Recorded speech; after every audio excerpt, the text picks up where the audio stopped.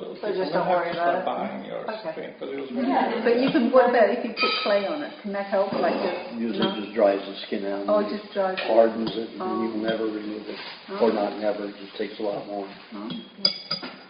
But I just been seeing you again. I don't know if you remember. I remember. Like How many hot water bottles have you got? I never forget I it. think 7 or 8. Yeah, We have to sleep with all these hot water bottles. It's going to be... good diet, keep you happy. Still we're aging though, huh? We're aging. No, you know, I saw you 12 years ago and you look just the same. Almost the same. Really? Well, your skin's better. You were drier then. You looked older. You look younger. Yes. We could change our there's age by vitality good in your food. body. That's what I think. Yeah, it's not just the food though. I like to think it's my practice too. You know, the Swedish one. But it's a combination. It's a combination of that. When you put the spiritual practice with the food, you've got a recipe. Turning 54 in 5 days. Oh, wow. Hey! Happy birthday. Hey, Aajonus, he was asking earlier, there's no food club down here in San Diego that you know, is there? In Encinitas. Yeah, I mean, right. it's your food club from LA. Right. Yeah. They deliver. Oh, okay. Raw delivers down. Yeah, okay. It's the co-op from LA. We get That it comes twice. down We here. get it Okay. twice a month. Okay. What do you You think? mean to Maryland? Joseph knows the people that he picks it up from. It's just in Encinitas. It's not here. It's in Encinitas. You mean Maryland comes this way? Maryland. Yeah, her son actually delivers. Yeah.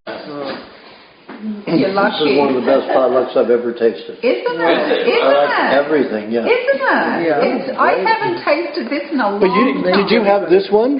That was the best No. one. That was the best. But probably one of it's the not best the things exact- Everybody ate all that. I know. Well, you should have come earlier. It wasn't 100% though. It was Yeah. the amino acid he used in a salt, a little bit of Oh, salt. I wouldn't eat that. Yeah, right. Yeah, Oh, I didn't okay. eat it because of Have you come across? No way. Have you come across that new coconut amino? Doesn't matter. The what it amino is. has the salt in it. Is that why you don't? No, you don't this eat- one's not salt. This one's just coming from coconut sap. I just think it's pasteurized, probably. No, it's Not? raw. Unpasteurized? It's Over raw. coconut, it gets sour and get nasty very quickly. Oh, okay. We have to process And it. it does have salt in it, I think. It does. Yeah. I think Anyway, it's made from coconut sap. Mhm. Have you been hearing about it? But it's probably processed. It has to be processed. Yeah. No, but it's. I have to agree with you, Aajonus. People really did a good job today. You're as bad as I am, Joseph. You don't like dirty plates around. You clean right away. I'm worse. Get in here. Leave that for later. We'll do it all together later. I'm worse than him. I clean straight away. He puts it in a container. He said, "I'm not doing it today. I'm cleaning straight away." Normally he collects everything for a whole day and he's got a pile of jars and everything. But I clean on the spot. I do too. It's like I can't handle a dirty. Well, it's so easy. Don't you put butter on your hands, Joseph, for the water? He's got Aajonus' mixture. He's got apple cider, salt and coconut cream. He washes in that. Oh. I just use the raw butter is okay. I just use a lemon. And you use the water. Apple cider vinegar, standard salt and coconut cream. For your hand? For washing the dishes. Wow. For the as soap? What is it? It's so honey. What, coconut cream? Coconut cream, apple cider. You need a tape recorder. He did it 3 times. Turn on your tape recorder, What is in the kitchen? Come on, Go get Kathy, it. go and get it. Okay, I'm going to go get it. Okay, did everybody finish? Because I'm going to pack them up. Okay. Who made this one? Me. Fred. I like the pineapple in that. That's right. Yeah, I got it from this Aajonus guy.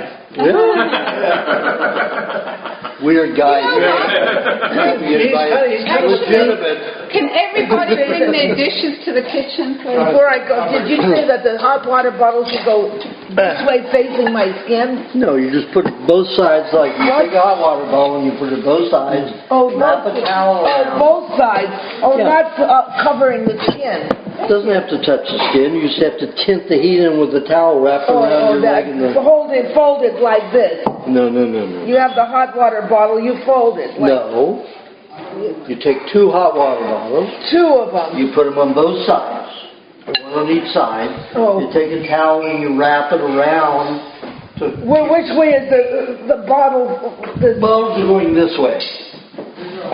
Oh, I have, but it's going to go around this way, the whole. No. It just facing this way. Look, you take a hot water bottle. Here's a hot water bottle. Yeah. Put one here. One that here. extends this way, and one here that extends. The spout is going to be facing down. Or up or down. Whatever way you want it.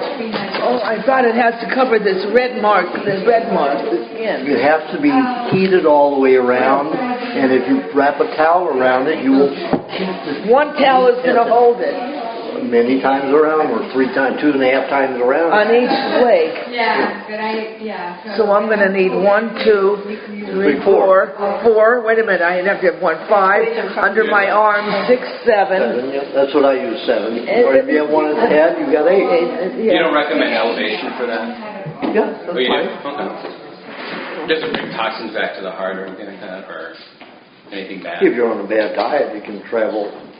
Toxin can travel in your blood and everywhere, but mostly it'll just allow the toxins to get to the lymph gland. Oh, right. That's where you want it to get to. And you want it on the hips too, for the hot water on each Yeah, hip? you can do that. The hip, does I'm it going to have go to to the toilet. fold? I'll be back in a minute. Does the What time is it? Did you ever smoke?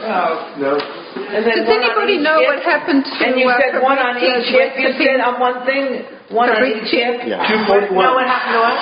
But I'd say until you get you've got a lot of poisons moving out of your legs and feet at this So don't time. concentrate on I the wouldn't hips. concentrate anything but on your legs and feet. Yeah, do you need a piece of Feet, paper? well, I don't have to wrap my feet, do Oh, I? sorry. Yeah. Okay. Do You you know how have long hot water bottles are. copy? Yeah, I don't need a cover. They're this long. Yeah, Okay. You want a copy How of much it? space are you going to cover? that much. Okay. If you have, excuse me for putting my foot up here, if you do your foot like this, and you have the hot water bottle like this, and you wrap the towel around, you're going to get your whole foot in this area. Then you have to have the other hot water bottle on the other side. Well, yeah, so I said on both sides, Two hot water bottles for one leg. wrap I'm it going to get around. people's email Towel address. around. The spout is going to face down. Either that or I can... Now I'll get probably people's be email easier address to and I'll where it's send more it to you. sensitive. Oh, it's going to hurt me down with Can you my write your ankle. name down? It might, so you might want them up. You have to Money experiment down and see. That's the answer. Oh my God. So what time was it? 241. Wait a minute, I have to go get my bed fixed up. Oh my God. I have to go around. So we're not going to start for 15 minutes? We're going to start straight Oh, away. that's right. 2:30. Oh, yeah. What's she That's getting? right. And in LA, it's 3 o'clock. Do you want to start? Pardon? Do you want to start? Yeah, let's start. If I feel a certain way and I look it up and see what everything says. Well, let's wait until they're in there. Can I get that pen? He's going to wash those dishes. I need it. But we'll wait. We'll wait. So if everybody can write their email address down, put your money down, and then I'm going to send you this recipe by email. Okay. But no brags. What's a good substitute? Onion salty, tomato salty, so Cheese is salty. cheese Cheese. is salty. Yeah, I don't know why they want to use brags. I mean, it's just... Oh yeah, got yours. Yeah. What are you drinking? It's hibiscus tea. Oh. It's what? Hibiscus Hibiscus. fermented with honey for a few days. Oh. What do you think? Pardon? What do you think? It's fine. As long as it doesn't steep it in hot water. Yeah. No, I made it in the Yeah. sun. Pardon? In the sun. Yeah. I have that remedy in my recipe in my book. Hibiscus? Steeping Steeping. Oh. in the sun. Because that's how they used to do it. They used to just steep things in the sun. That's all they had. Yeah. What did you take? You don't take a tea bag then, right? No, No. the flour, and Flowers. then strain it. Well, it's pretty rich, huh? How long did you steep it for? A couple days. Yeah. I don't know. Well, you know, if you're really in the desert, you'd get like, within the day, you'd get It turns color instantly. yeah. Yeah. on here then. I don't know how to use that. I bought it, I don't know how to use it. August 11th, I'll be in my farm. In which country? Both Thailand and the Philippines. Is that when you go? We go 10 days here, 10 days there. Wait, we've got a group. Fine. The well is getting it Oh, no. started. That's the government. How could you tell? How I have could to you buy tell? vacation copy. And it's not. Don't push any buttons because you turn it off. So what- How did you, one thing before we start, how did you like the flyer I made? That's good. To the point, People to get concise. the word out. But one thing Mike Murphy said, I have to use the word geoengineering with a chemtrail word next to it, so it's less. Yeah, a lot of people not going to know what that means. Yeah. So, What do you think's behind all this thing? I think it's all about keeping us in control, the same way Hitler used fluoride and a lot of other chemicals to control the people. Ever get the fluoride out of the water? We have to have another thing. Poor San Diego was the last one to, you should have hung your board of supervisors. Portland stopped. Pardon? Portland, on the 31st, stopped it. See? They can do it. Referendum. Oh, see, that's it. Good for them. Whenever anyone has a referendum, it's like the people always say, no, thank you. Yes, 60% of the time. Yeah, and that's the majority. Well, I mean, San Diego fought it for, was it 15 years? It wasn't until the certain, forgot his name, got on the board that, he streamlined it through. Oh. Which is a real shame. Thank you, Catherine. Thank you for all you did. You're welcome. The battle for the Roma. Yes, that was such a great win.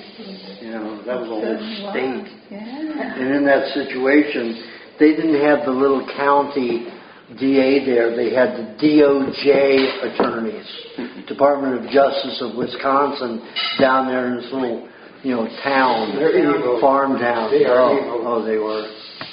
I went up, after I got off the stand, I went over to, they had a federal one. They had an FDA attorney, flew in for it. And I went up to her and I said, you ought to be ashamed of yourself.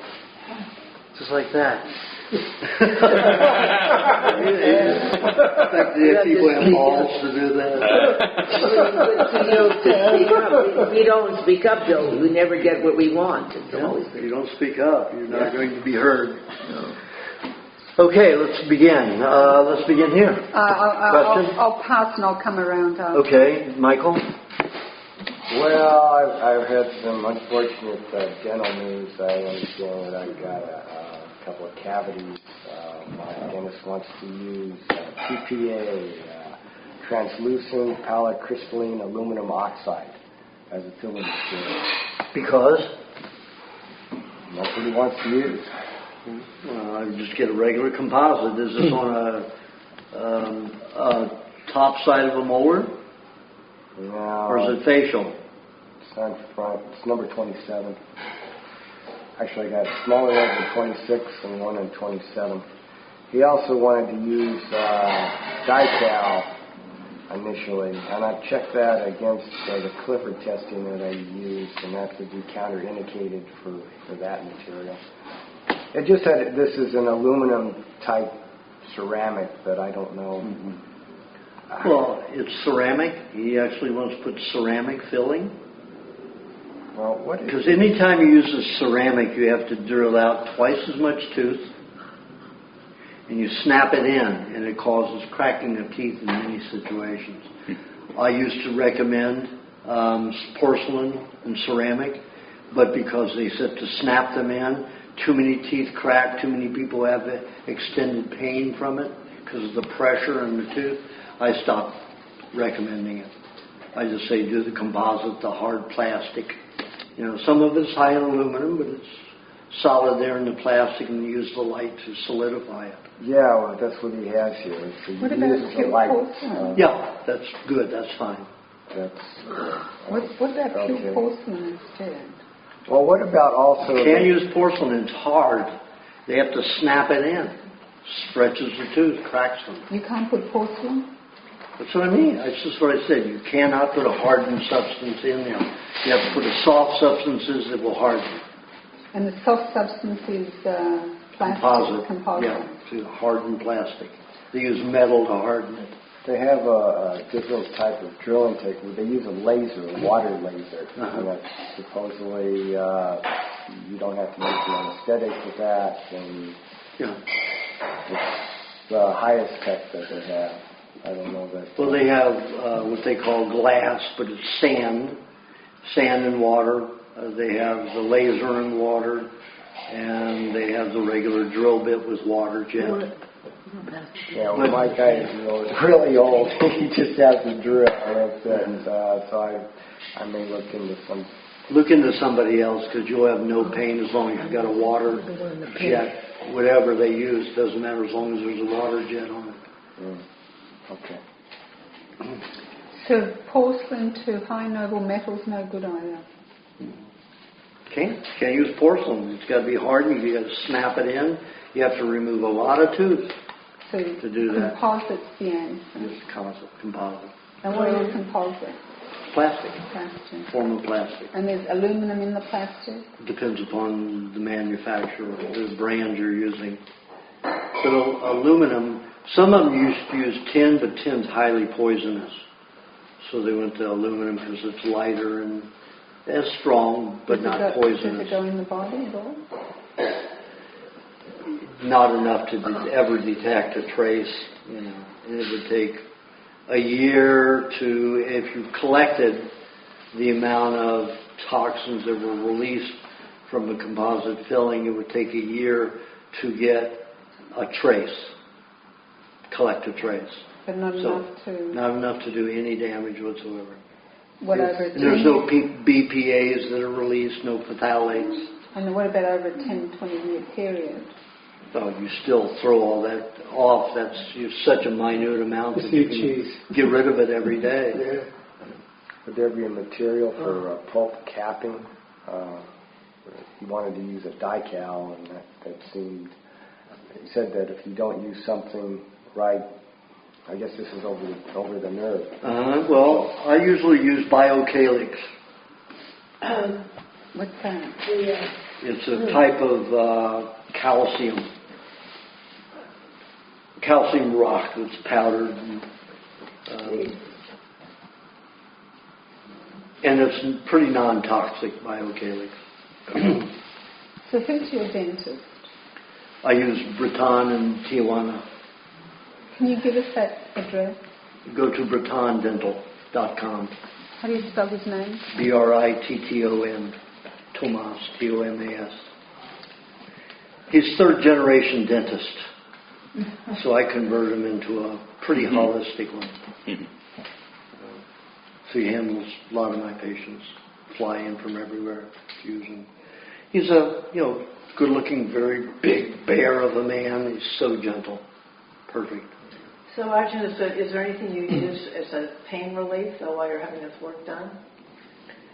Well, you don't really need anything. I mean, if you want to, you could take some ice and put it on there. That's about the best thing to numb it if you want to do that. But because he has the water jet, the bit doesn't get hot. Okay. When I had all of my amalgams removed, I had 16 teeth that had amalgams in it. So I had removed 8 one day and 8 the next day. It was 4 hours of drilling each day. And there was no water jet on them in those days. So that bit would get real hot. It would burn the nerve, so I had a signal. I'd tap his elbow or something, to get him to stop, cool the bit, and then go back in. So, but I didn't use any Novocaine, anything for that. It's pretty traumatic, but when you don't use an anesthetic, the pain's gone in about 6-7 hours, 12 hours at maximum. If you get any kind of anesthetic, Novocaine, Xylocaine, any of them, it causes swelling for months in that tooth and surrounding area. What's a carcinogen, okay? Yeah. What's that? There's a direct correlation between lidocaine and breast cancer. Yeah, and also heart attacks From what? from dental anesthetic. More people when they're seeing a physician get heart attacks from dental work, from anesthetic. How do you remove the anesthetic after that? It takes years and years and years and years and years. Probably about, for one injection, it takes about 6 years to get involved with it. Because it's injected and goes into the bone and the hardened tissue. It's hard to get rid of. And it's responsible for almost all mouth cancer. So Novocaine's are what the cause. Novocaine, Xylocaine, all of them. Yeah, They all gave it. Even to Shikard would give a Novocaine, when you have pain. He gave it inside of your mouth. Yeah, well, don't take them anymore. What about Demerol? Well, Demerol, that's, conducive to brain cancer and pancreatic cancer. How do you handle the pain? Well, your dentist, that's why I like this dentist. He's so gentle, he's slow. I took Jeff Slay in a couple of months ago to him, and he had cavities between two of his molars. So he had to drill down in both teeth, good part of the tooth as well, and right down to the nerve. Even bled, and Jeff didn't feel a thing. No pain in it. Didn't feel a thing.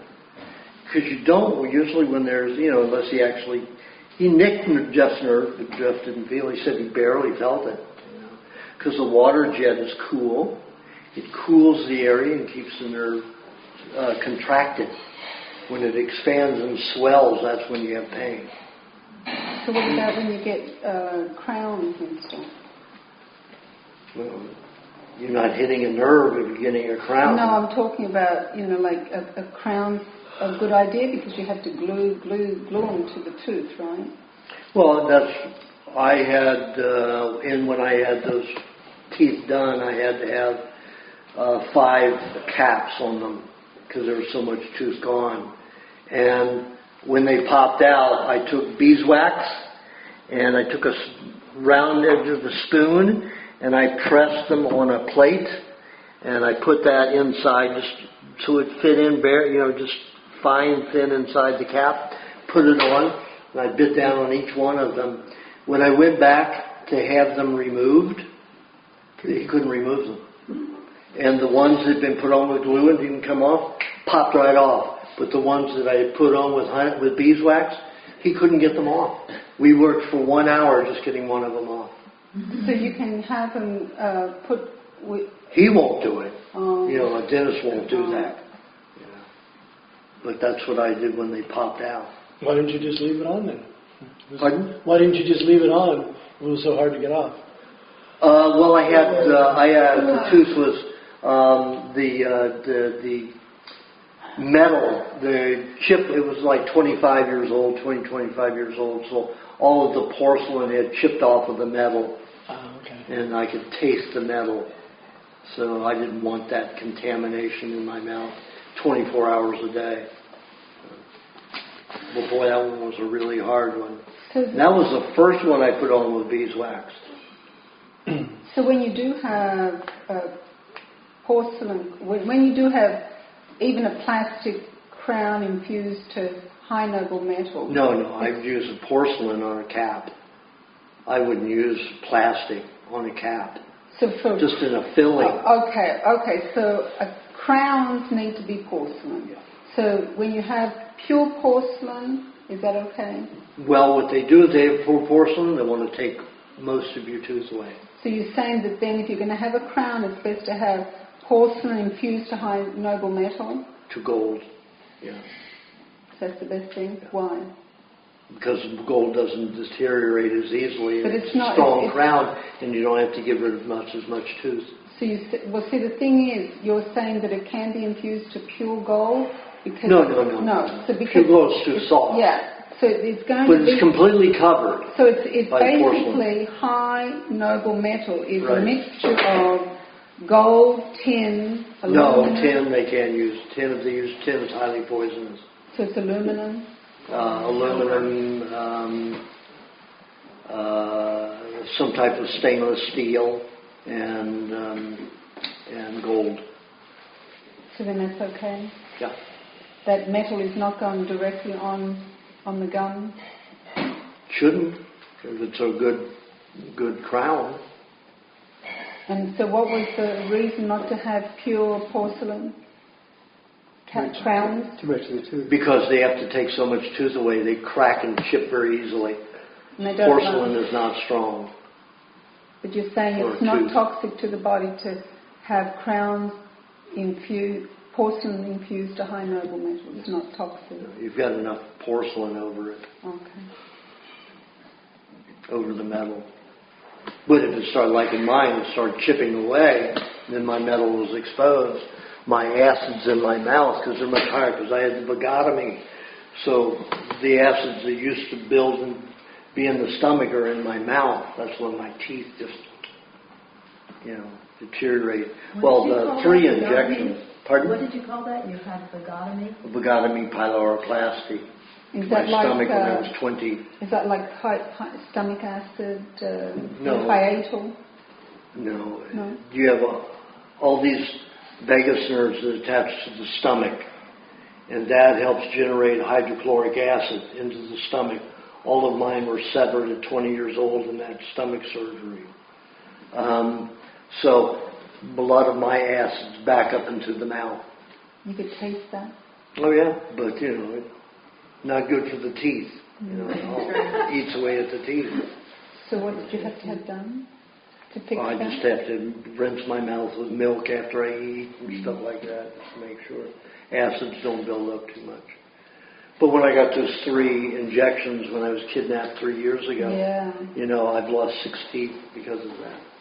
Your colouring's so much better. Yeah, I was grey for a while. I remember. A long while. You were so grey. It was scary. You said you lost 6 teeth? 6 teeth. Really? Lost 6 teeth. From Why? all those Why? vaccines? From all the vaccines? What's the connection? I don't understand. Like, these are... It's in a vaccine, and those flu vaccines. Mercury and shit like that. Yeah, all that. Poisoned my whole body. So my skin went gray. I'm just now getting back to... Oh, you should have seen him. You can still see this is more gray than that one. You see Steve's sweater that's grey? It was a bit darker Yeah, I was than as that. gray as that. Yeah. It was So basically, what, rotted the teeth or got 2 teeth? Or? Well, it went into the nerves and damaged the nerves going into the teeth. Okay. So I was popping teeth out. Wow. Good teeth, too. The nerve just killed the nerve. Really? Scary, huh? That's the vaccines that everybody's getting? Yep. I didn't do it on purpose. I was kidnapped and injected. So you were kidnapped? Kidnapped and injected, yeah. It was like a... Well, I was speaking out internationally against the swine flu hoax. So they caught me in a hotel room, injected me with 3 of them to say, see, he died of the swine flu. But I happened to wake up, when they were injecting me, and I caught them, so I knew what to do the next morning. That's like the government? Is that what you're talking about? Could have been the pharmaceutical industry. Oh, it's wild. Yeah. It's traumatic, because I'm just now getting, I still have tremendous pain in this arm. Right there, we're all the way up into here. It's been 8 months now. Wow. Like when I was a kid and got tetanus shots and everything. I could never lift the arm this much without excruciating pain. It's been that way on some days, like right here. The pain is pretty sharp. And up here it's okay. But right about there is where it really is painful, all the way to the joint, deep into the joint. I would think as strong as you are that you'd be able to withstand that. Pardon? I would think as strong as you are that you would be able to withstand that. 3? 3 of those injected. How much mercury they injected? He'd be a dead man. I should be dead. Totally. But the reason I only survived is because I went out and found a stingray that was 2.5 days old.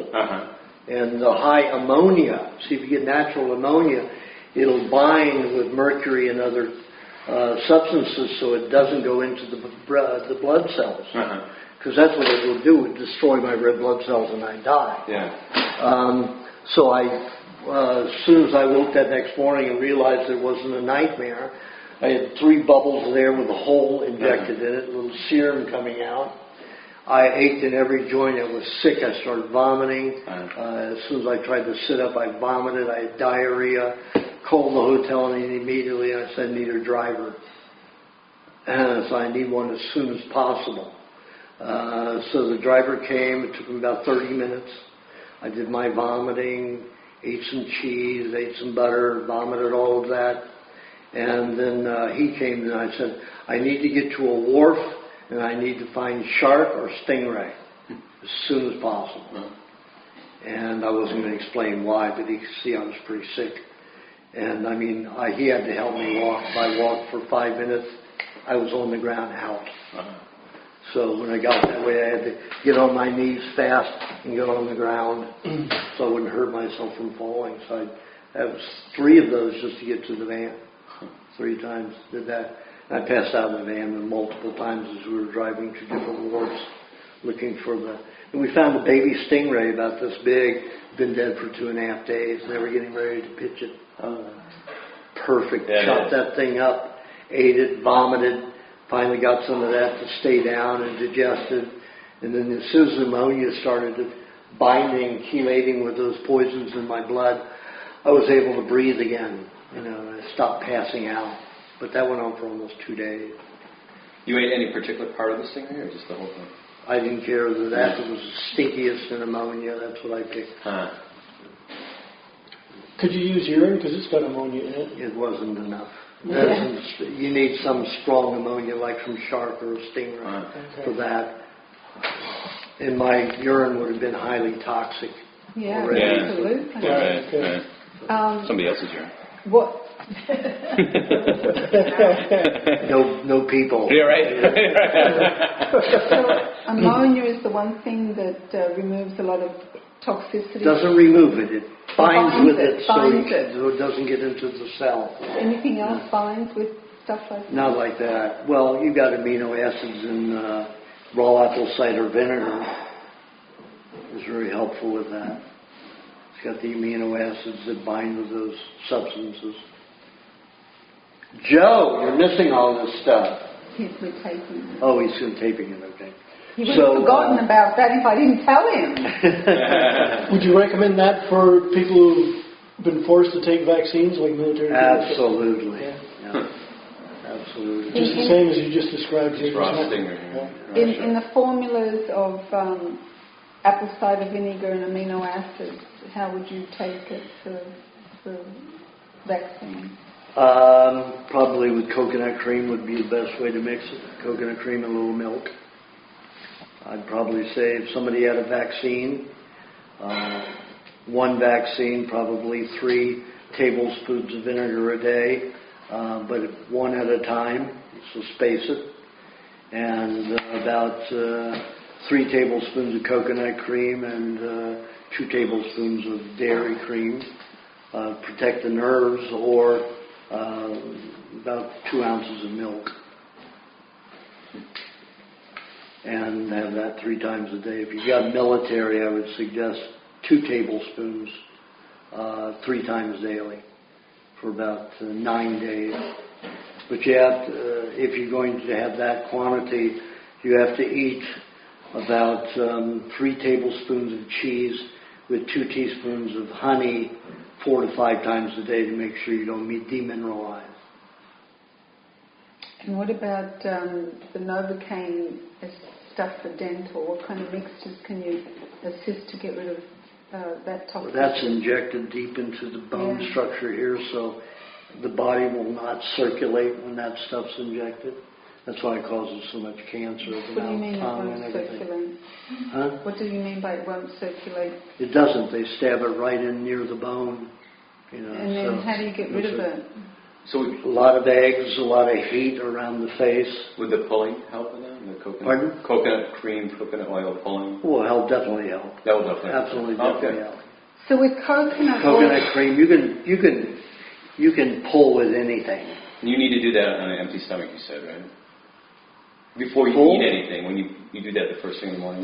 It's a good idea if you're going to pull the first.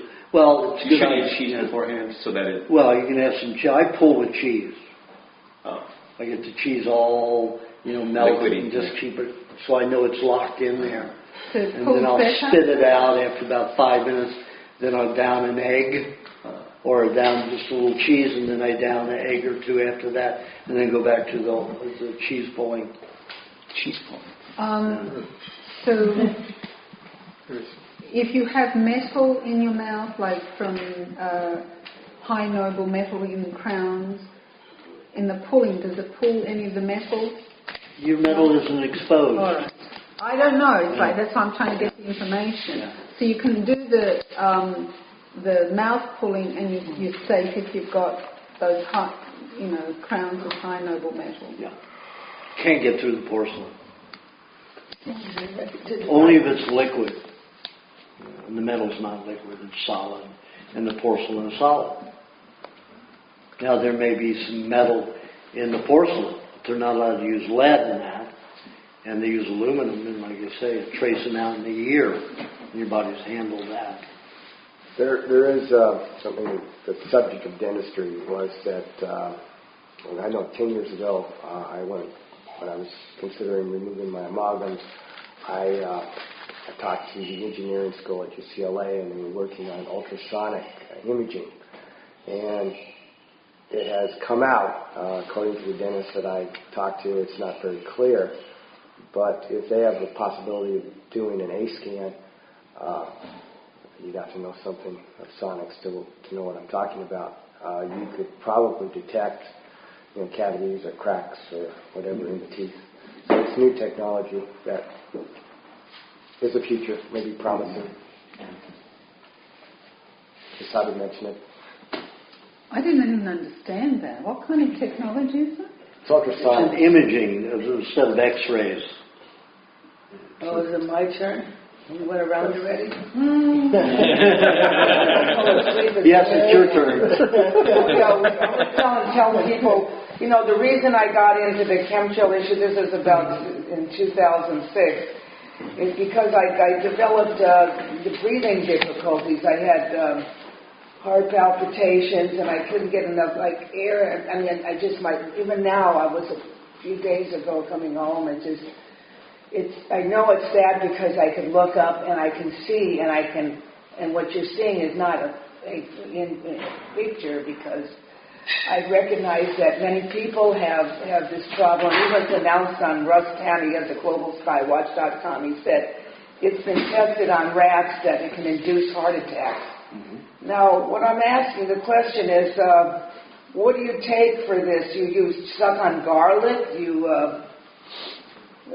What do you do? I put it in my newsletter, all about the chemtrails and what to eat.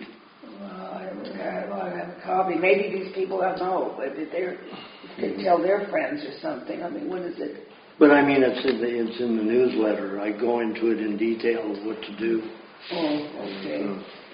It's better just to get it from there, because that's already written. That's out there. So. What date is it? Is it probably 3 years ago?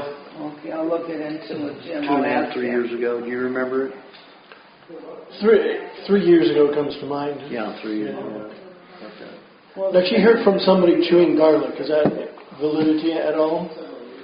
What's garlic going to do? It's got some oil in it that would key, and some of the esters might chelate with some of the toxins, but that's not going to change. The problem is when those poisons get into the lungs, they get into the red blood cells. The red blood cells can no longer transport oxygen to the cells to generate energy. So even though you're getting oxygen in the lung, you're not utilizing it in the body, for the red blood cells to deliver it to the rest of the cells in the body to produce energy. So that's because of the chemtrail chemicals getting in the body. Eating, something with high ammonia will help that, so they don't get into the red blood cells. Coconut cream is ammonia. No, it doesn't have ammonia in it. You'd have to get some rotten fish. Or apple cider vinegar. Apple cider vinegar is also help. That's the way I do it with apple cider vinegar. With the fish? No. Just apple cider vinegar. Just apple cider vinegar. Just drinking a tablespoon by itself? I talked about having a tablespoon with coconut cream. You've tasted. You were asleep when I talked about it. Oh. Okay. But anyway, it's having coconut cream and some dairy cream or milk with your apple cider, raw apple cider vinegar. Cocoa cream, a tablespoon of each? No, I've got it on. It's yeah. taped on there, so you can get it. Do you think chemtrails has anything to do with my kind of fatigue? It can have a lot to do with it. Yeah? Yeah. So Well, your red I blood should- cells. Huh? You've got great red blood cells. You shouldn't have any problem with. You shouldn't have any fatigue unless the red blood cells are not delivering the oxygen. So I should look that chemtrail thing up and do it, see if it makes a difference. Yeah. Well, then, Aajonus, would that be If the you same find for it, you let me too? know, 'Cause I'm Fred. experiencing that Okay, will do. circulation. Yeah, you have good red blood cells. I can see it in your skin. Your red blood cells aren't transporting oxygen. So again, it's the Vinegar and the either. source of the chemtrails is what you're saying? Well, it can be a lot of things. It could be the old injections that you have because you've got a lot of grayness in your skin. So it means you've got heavy metals in your skin. They're getting into the blood, and of course they attach and affect the red blood cells, and they can't transport oxygen. So you need to get something in there to bind with those poisons so they don't attach to the red blood cells and prevent them from utilizing oxygen. And so go back and read your article about the chemtrails and what the... Or just what I said too. You can use the raw apple cider vinegar with the milk or cream and the coconut cream. No honey. No honey. You don't want honey with that. You want to absorb it. Oh. Honey would make you absorb it. Oh. You can just gulp it down as a pig, just drink it regularly. It's quite tasty, so I don't know that you want to gulp it. I sip it. I like the taste. You gave the exact amount on the taste? Exact amounts, yes. Well, that's the end of my question. I guess I don't take any. Well, you got to tee it up, too. Yeah. You could have just said, I'm afraid of chemtrails. Are they affecting me? What do I do about it? Yeah. Well, everyone has a different reaction to it. This guy Russ Penn on the show, he can actually smell and taste it. Yeah, Not very many people can when do that. When chemtrails are heavy, they do not go outside without a mask. Oh, really? What mask do you use? I use my Israeli gas mask. Israeli? That's so heavy. I don't care. I don't want that crap getting into my eyes and my nose and my mouth. You can walk around this area by the I've been pulled over. I've been pulled over even by the border patrol. Because I only use that I Can Breathe mask. That's all I have. The what? I Can Breathe mask. That's that cotton mask. That's not going to do a lot. It'll help. You're going to have to wash it off. And when I've got chemicals like that, a little cloth isn't going to help. I use that cloth, that kind. In fact, I triple mine. I'll show you what I use on airplanes. What do they say to you when they pull you over? Well, they think I'm a terrorist about the plant chemical bombs. Nobody uses a gas mask like that unless they're a terrorist, right? Where did you get all those masks from? I had this one made in Vietnam about 10 years ago. This is an organic cotton handkerchief. And I roll it up, fold it, and then roll it like this. And this goes here. I don't like the thing covering my whole face. I breathe through my nose and out my mouth. So I go like this, put this on like this. Can I do the same if I have I Can Breathe? Just get it out. I have so many layers that all the poisons have to get through. The benzene in an airplane is going to get to me. But I can wear that if I'm protesting with the sign or something? With an organic nostrils. Yeah, it completely covers the nostrils in many layers. So you use that when you fly? Yeah. Any other time? Whole trip. Once in a while, if I smell something, and I'm in the car, I have my bag with me, I'll pull it out. Anytime I smell something, it's a problem. Where do you get organic handkerchief? Just on the line? Or I got this probably 10 years ago when I had this made too. So. See, that's the thing. 10 years ago, all the cartons were just so totally different. They were free of GMOs. Well, you can still get organic cotton. Yeah. Pretty easily. Yeah. Yeah, You may you have to get That's it. true. cotton clothes. So Aajonus, are there a lot of chemtrails in the San Diego area? Well, yeah, you've got quite a bit Oh. today. I watched them Yeah. streaking the sky. I mean, not like you do in Los Angeles. It's true, Nancy. Whenever you see the streaks, that's Yeah. they're doing their thing. But can I get that, I have the I Can Breathe mask, and if I go out, just fold that cotton handkerchief and do it that way? Yeah, you can do it that way. Okay, that's what I want to know. Online I can And if find. you're talking, then you want to have the mask covering your face because you have a tendency to breathe through your mouth. You want to when have you're it covering your face when you're out there? If you're talking, see it like this. I don't. When I have this on, if I talk, when you talk, you have a tendency to breathe through the mouth. So if I'm going to talk Yes. in an airplane, I've got it down here, and I will talk through it like that, because everybody breathes through their mouth, when they're talking. But otherwise, I breathe through my nose and out my mouth. I've even trained myself where I can breathe through my nose and out my mouth while I'm asleep, Your nose. because I sleep on the planes. I force myself to stay awake. As soon as that plane starts moving, I can be asleep like a baby.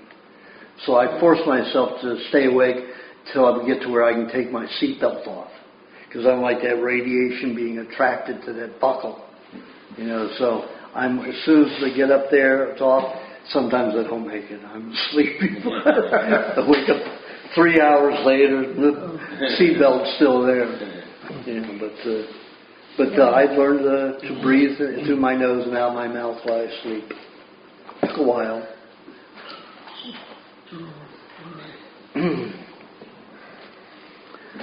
Okay. I think I know the answer. Somebody's just turned off here. What? Whose is this? That's that gal. Yeah. That gal. Where's She's sitting right there. she's walking around. We can just flip it for her. Okay. Jack? Come on. Can you see mine? Don't touch it. Don't touch Don't it. touch it. Just give it. He You've got knows no I know it by recording. now. What? You've got no recording. I told you to press the red button. I did. No, you did not. She just turned it I off. just turned it off. Oh. She just now turned it So off. check it out. Oh, okay. Yeah. Why did you turn it off? Because we're waiting for this one to turn Let's over. make sure it's been working. Yeah. So come on over. Bring it Turn it over. over for her. And Joseph. Yep, it's spinning again. Joseph, just bring it turn the over. tape over. Randy's going to ask a question. What's that you're drinking? Oh, I'll tell you later. Let's drink your water. Benzene? Watch your H2O. You never said to drink water, but... Did you take it back to where it was? You're not going to wipe out what? He did. I took it back to where it's not important. Okay. Thank you. See? We're talking about that thing right there. No, don't touch it. Let me see. Well, there's so much going on that. Give it to me. Okay. All right. Question, Randy. I've recorded enough. Okay, you have a question. Oxidized cholesterol is the only way it comes would be from cooking it. Oxidized. Well, you can oxidize by ozonating. You can oxidize by cooking food, eating cooked food, smoke, inhaling chemicals. Many ways to oxidize. Okay, fat. for chemicals too. Yeah. Many ways to ruin the oxygen in your body. A lot of people will ozonate. And, you eat ozonated olive oil and stuff like that. You're just robbing yourself of oxygen. Even those ozone machines in the room. You don't use an ozone machine in a room while you're in it, awake, and breathing. You can do it ionizing machines and ozonation machines in a room you're not in. But you don't want to be in the room when they're on. One quick question. Did you say that your handkerchief is organic cotton? Or Organic cotton, yeah. or they have to be organic in order to buy it? No. Well, you want to, I would buy organic cotton. If you're going to be breathing these particles, there's going to be lint, I'm going to be breathing. Oh. I want it to be organic cotton. I don't want Monsanto's Do you know if they have it Roundup in online? Do they have it online? Yeah, you can get organic cotton many places. Handkerchief. No, well, you don't have to get just go get a piece of cloth. You know, go to a material store and get some organic cloth. Organic cloth. And just cut a section and roll it up like this. And if you have a sewing machine, bind the edges so it doesn't fray. It doesn't fray. What is that? Fray. That's it. That was it, Randy? Some people are so. Okay, I've heard from different people things you said about the baths. Like, we don't walk anymore. Jim sent me that email you sent him about doing the pineapple. My question would be, can you give us a update on changes in the baths since you wrote the book? Okay. Before I used to say drink that pineapple mixture right before you get in the bath or while you're in there when you first get in. I find that isn't efficient over the years for a lot of people. So I found that if you eat it at your normal fruit meal, it's going to be in your blood and in your digestive tract being absorbed by the time you get into the tub at night. So I used to want the fresh juices, activated, but I find that those aren't as good as when you're getting into the mixing it all in the blood with other in the digestive tract with other nutrients, and when it's bacterially assimilated and worked on better with the bacteria in the intestines. So I found that eating the pineapple mixture for your regular fruit meal and doing the baths at night is better. What if you take your bath before your fruit meal? Not such a good idea, but if you do, then you eat your fruit meal at a different time of the day. I mean, a lot of times I'll get up in the morning and after I've had my green juice, I'll decide I just want to take my bath and be done with it. Well, then I would eat your fruit meal in the middle of the night. That far ahead of time. Yeah. So I find that 5 to 6 hours minimum is better. 8, 9 hours is good too. Okay, and that question was basically, anything else has changed in the bath since the book? Well, I used to say do it in the afternoon. Yeah. Nobody can do it in the afternoon. What's that? The hot baths. Oh. So do it in the evening. And I say to everybody, if you get your 90 minutes in, first 30 minutes you go in there, do it at sleep time. It's time to go to sleep. Get in the hot tub. If you have a hot tub, it's great because then you can go to sleep in it, no problem, because it'll stay that temperature. If you got a bathtub, you're going to have to wake every 20 minutes to let some water out and reheat it, to get hot.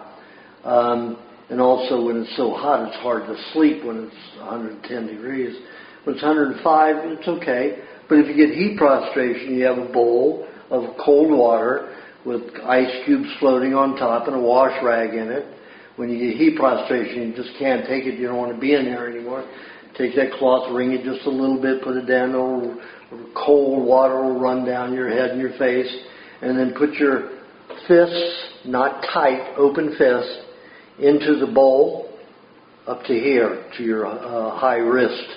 And you hold it in there for only 2 minutes. Now it's the brain that doesn't like to get hot. So that will go from the bone right up into the skull bone. And it cools the body pretty quickly. And the body loves heat. The brain doesn't. So that chills it fast.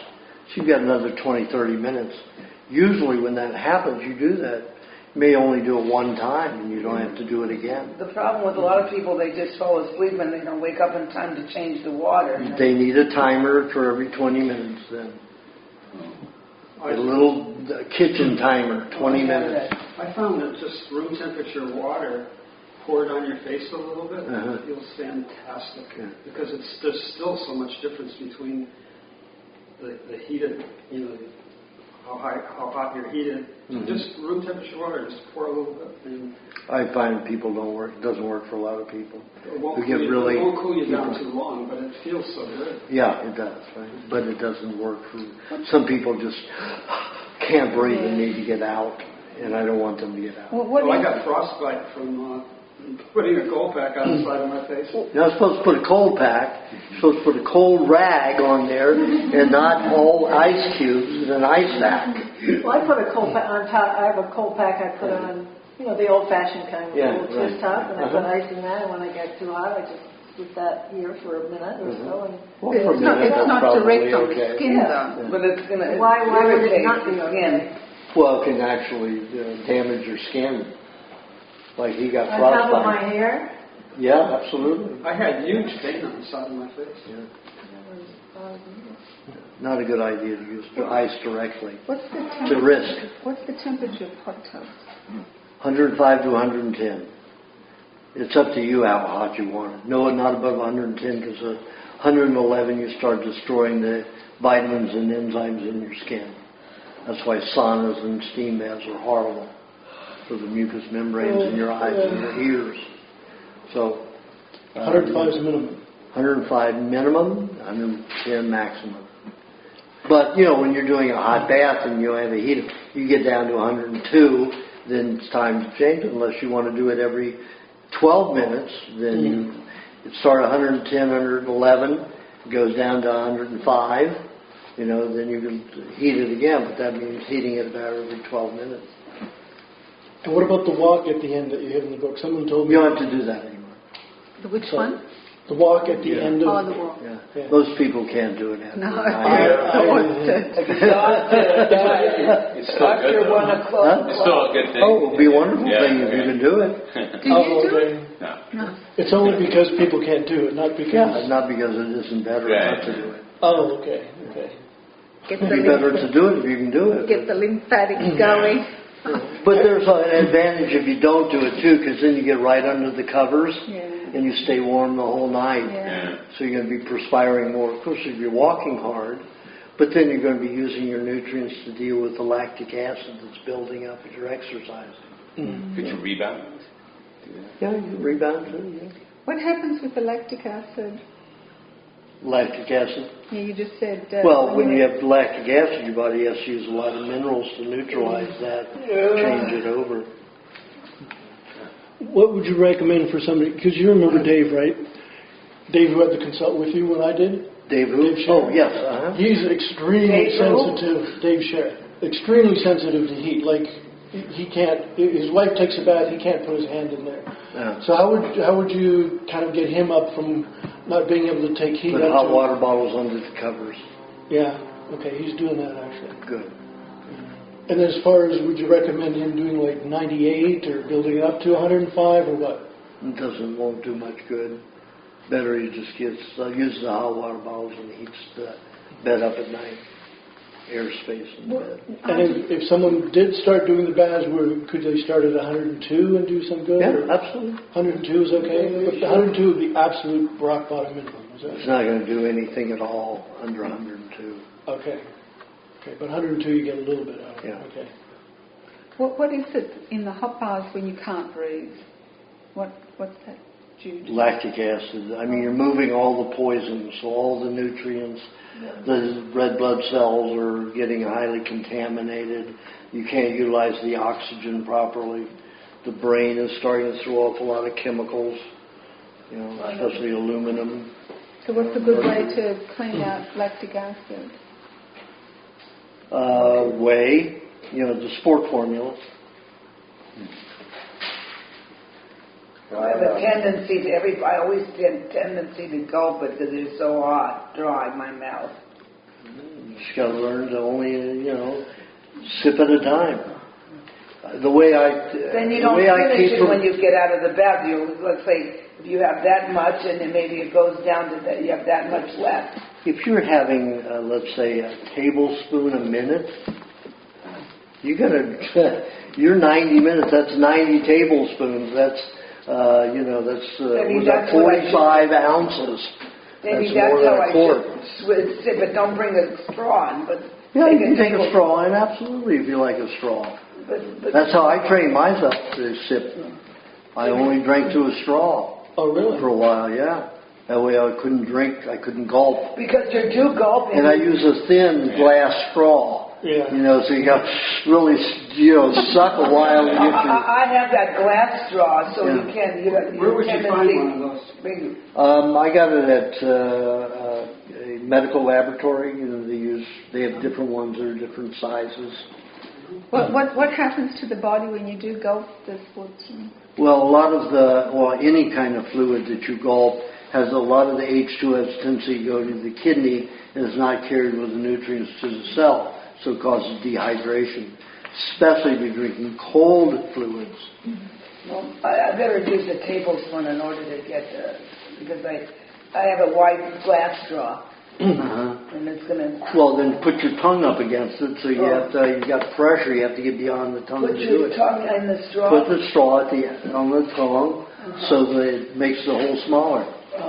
But it's true, Nancy. You can just have a little spoon and just feed yourself a spoonful at a time. Yeah, but when you suck, you have all the enzymes, like in a baby, all the bacteria that comes out of the salivary glands, so you digest better.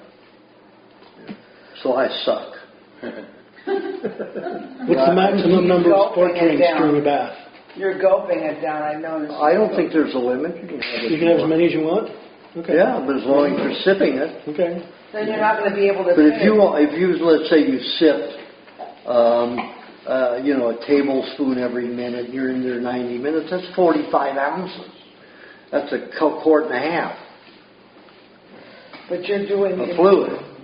Well, I've been gulping. I'd go through 2 quarts easy, maybe even. So you're pissing out probably too much. Yeah. You're probably pissing out 2/3 of it. Yeah. You're not utilizing it. But I'm drinking 3 times as much, so. If you're doing the cheese, you're having the cheese in between the sports formula, you got to wait 10 minutes from the cheese to get the sports formula. So every 20 minutes, in the bath, you said to take a piece of cheese. So it's a very little time you have any time to finish. Well, then do 2 tablespoons a minute. Of what? Of the sport formula. So don't when use you're the drinking straw. Yeah. No. Why would you not drink it to the straw? Because you're getting the 2 tablespoons, you're measuring it, you know exactly how much you should take. Okay, put a tablespoon of fluid in your mouth and see what it feels like. Get a sense of how much volume in your mouth a tablespoon is. It's going to go off soon. We could just dispense with the cheese while the bath, couldn't we? I mean, that's a good idea, even if you're not waiting to have some cheese, just to make sure. Have cheese in the bath. Because you can be throwing up toxins in that hot bath. Oh, okay. So we still should keep, because I wouldn't take it. I do, absolutely do while I'm in that bathtub. Poisons are going to come out and galore. Because I can't wait 10 minutes after the cheese while I'm in the bath. I can't. Well, that's okay. Then just drink on 4 minutes later, or 5 minutes later, whatever it is. Drink but only do that while you're in the bath. Yeah. You have cheese in the house. Wait a minute, you take the cheese and don't you have to wait 10 minutes? You said? Well, we just said when you're in the bath, the laws can change. The rules can change. I went to Glen Ivy, and I did your detoxification formula before I did. The vegetable juice? No, I guess the lime juice and the coconut cream. Right. And what I that penicillin formula? No, that's not. It pulls out industrial chemicals. That's Which the one is mango. that? That's the mango kiwi formula. Well, it depends upon the person. Oh, so what was his detoxing formula? I just don't in the remember. book. It was what did you say? lime juice, Lime coconut juice, cream. coconut cream. That's it? No, that was the main. Don't ingredient, you know, with Glen Ivy, but what I wanted to continue is the only thing, the problem that I had with it seemed like it affected my lungs. That when I was, that was the only discomfort that I had, was that it was something. And then you were throwing off metals through your lungs. And the industrial chemicals out of your lungs. Other people, it affects their livers or their, wherever have the metals collecting and loosed, is where you'll feel it. So yours are in the lungs. If you get palpitations, would that be just going through the That'd heart? be heart. Yeah. What Nerves happens? in your heart. Yeah. Is that a Glen Ivy thing? Now, don't they check your bag so you can't bring any glassware in there? That's true. What I did is I bought plastic and some ice water, and that they let me take in. It was a plastic container of ice water. That's bad because ice and plastic causes the phthalates to discharge. So what could you do with that if there's new regulations? Well, I take my doctor's letter and I say I have to take my food in unless you can provide that food. Well, we need to get another $100 for the letter. You've got one for flying? Yes. Use the same thing. Oh, but it's only good for 4 months. It's good for 4 months, yeah. I mean, can't- they might, at Glen Ivy, they may take it once a year. But for flying, sometimes they'll say, you got to have one fresh 4 months. Yeah, I actually had it worked once in Denver when I was coming back from Denver. They actually accepted the letter. Yeah. I mean, the first one when I went out in Burbank, for whatever reason at Whole Foods for the salary, they I guess the woman was wearing something. They swab, and if it's positive in the swab and it was positive and they went nuts. Yeah. Even though my luggage went through the X-ray, they double checked it. They tore up my. Oh, I've had them do it to me too. Really something. And What did they find that it went off? they swabbed the nitroglycerin. No, nitrates. What nitrates? Nitrate. That's. What's a nitrate? But nitrates means that there may be nitroglycerin. Well, what is in a nitrate? The milk? No, I guess honey, usually it'll be in honey or in manure. So if you've gone to a farm, that's why when you get those things at the airport that says if you've been on a farm, if you come in contact with animals, they want to know if you're going to set the alarms off with the nitrates because of the nitrogen that's in there, and they use the nitrates and nitrogen to tell whether you've been exposed to nitroglycerin. And if you've been exposed to nitroglycerin, unless you have a heart condition, right, they'll usually ask if you are. I said, no, I'm allergic to honey. I mean, your machines are allergic to honey. There's lots of nitrogen in it. So I clean, anytime I go on a plane with honey, the jar and the lid's completely clean, spotless. And then I put the lid on tightly. And the machine doesn't pick it up? Right. Boy, if there's honey on the outside, can pick up the nitrates in it, they'll send the machine crazy. Then they'll tear everything apart. Absolutely everything. They'll go through every compartment of my bag, they'll pull everything out, they'll go through absolutely everything. The funny thing is, the really thing that upset him was my shaver, an electrical shaver. And that, I can't, for the life of me. I allow that to be positive. He never says use electric. Wait a minute, don't everybody talk until somebody else is finished talking. And they did what with that? No, they said there was, I guess the electric shaver had a high nitrate level, which I couldn't, that didn't seem to make any sense. Well, if you have, do you eat honey at all? Lots of it. Okay, it's in your hair. And as you cut the hair with your shaver, the nitrates are going to be full of it. A lot. If you didn't eat honey, you wouldn't do that. Unless you were spreading manure on the beard. Then it would show up. I know people who do that. Does coconut cream have nitrates? No. Not enough to detect anything. They have red guys. So you have to just Was that remedy in the book? You said the coconut cream in lime juice. Is that in the book? Or what I just packed it in my check. I don't remember. Countries eat mud pie. I forgot one. I heard that one of the countries actually. Well, I could look that up. Something Yeah. mud. Well, it's in one of the newsletters. For Oh, it's one of the newsletters. Okay. You have it on. You have newsletters. Did anybody hear run that a one? scan on them? Yeah. You have all of the PDFs in a file.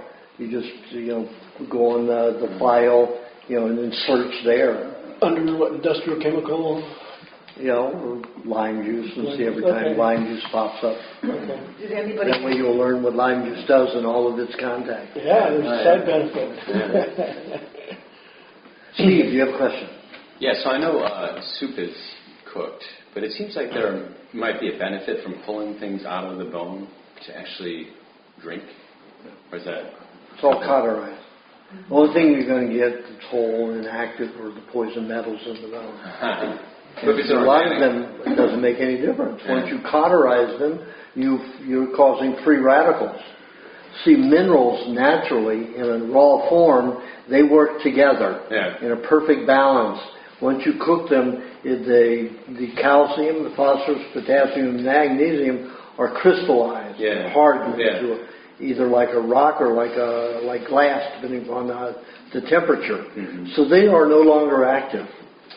It takes 20 times more calcium to do what calcium needs to do, and still doesn't do it very well. Is there a way to pull out those minerals in a different way? Like soak them in something, or is that... Not necessary. Eat your cheese and honey together. There's nothing in a bone that will do anything different and better. No. Oh, really? Yeah. As long as you're eating the marrow, you wouldn't be sucking the marrow out. Oh, the marrow is different. Yeah, the marrow is the only place you're going to get a lot of stem cells. Yeah, right. Yeah, so that's good for that. But you can get most of it just by pushing it out anyway and just eating it. Yeah. Right. You don't need to leave. I mean, the marrow's not really within the bone itself. It's in that local It's in that center. Yes. Okay. I need another tape. I would think for people on a cooked diet, soup would probably be somewhat beneficial for them. It would be. But what it's going to do is create... You remember John Travolta and remember how thin he was? Yeah. How thick he is now? Well, that's what it creates. Remember Kevin Costner? You remember him in No Way Out? Skinny. Thick now. Thick all over. And Val Kilmer? Same way. So what are they doing? These people eat lots of, bone soups and broths and stuff like that because of Sally Fallon. So then they have all these minerals that they can't use in the fluid system, so they go into the bone. So they keep developing all this bone and thick tissue. So you're saying John Travolta followed that diet? He does pretty much, yeah. The Sally Fallon diet? Yeah. Oh, I didn't know that. A lot of those stars do. Oh. Who's Sally Fallon? Price Pottinger. Well, the Price Foundation. Yeah, right. Not the Price Pottinger. Yeah. She left because of me. She did? Yeah. There are 12 board of directors at Price Pottinger. And 9 of them, when my book came out, 9 of them wanted to go gung-ho on mine and dump hers. She, Mary Enig, and another person on the board, after a year and a half of fighting, the president and all the other people wanted to favor my diet was better. Wow. They left. So Mary Enig and Sally Fallon went off and created the Weston Price Foundation. Oh, that's how it's different. What was the original board that you're talking about? Of Price Pottinger Foundation. Oh, and this is the Weston Price Foundation. I thought they were basically the same thing. No. Completely different organizations. Interesting. Yeah. So what's her Hers is out of D.C. Yeah, right. This one is out of, where is it? La Mesa. San Diego, yeah, let me see that. Does she recommend bone broth? And cooked. Yeah, probably half of the foods are cooked. For what reason? Just to... Well, you have to read her books. Okay. We're not going to discuss her here. It only goes an hour. It's a decent What? book. I mean,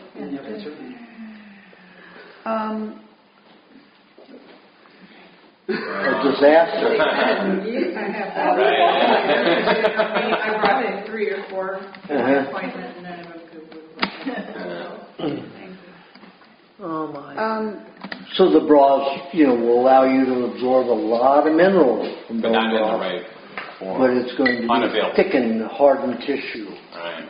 Not to help, clean lactic acid out of the body, not to help neutralize anything in the blood or over acidity. Is there a way to soak bones in warm water with some kind of maybe apple cider vinegar that would actually pull out some kind of nutrients that would be... Might take months. Okay. To get a balance out of it. You could just let it sit. I mean, it's kind of like a high meat. You would just let it sit? No. Would that... No? It just hardens. dehydrates and becomes. But in a liquid or like. Yeah, in a liquid. Yeah.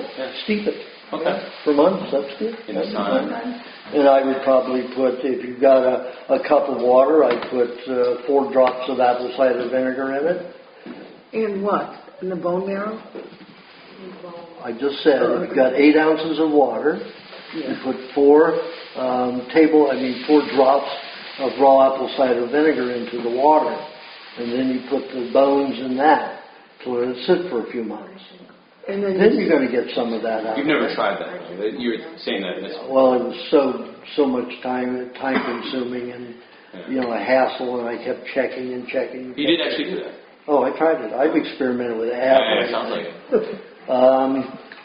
Probably the thing that worked the best was I took fresh bone and I had a good stainless steel hard grater and I shaved the bone. Right.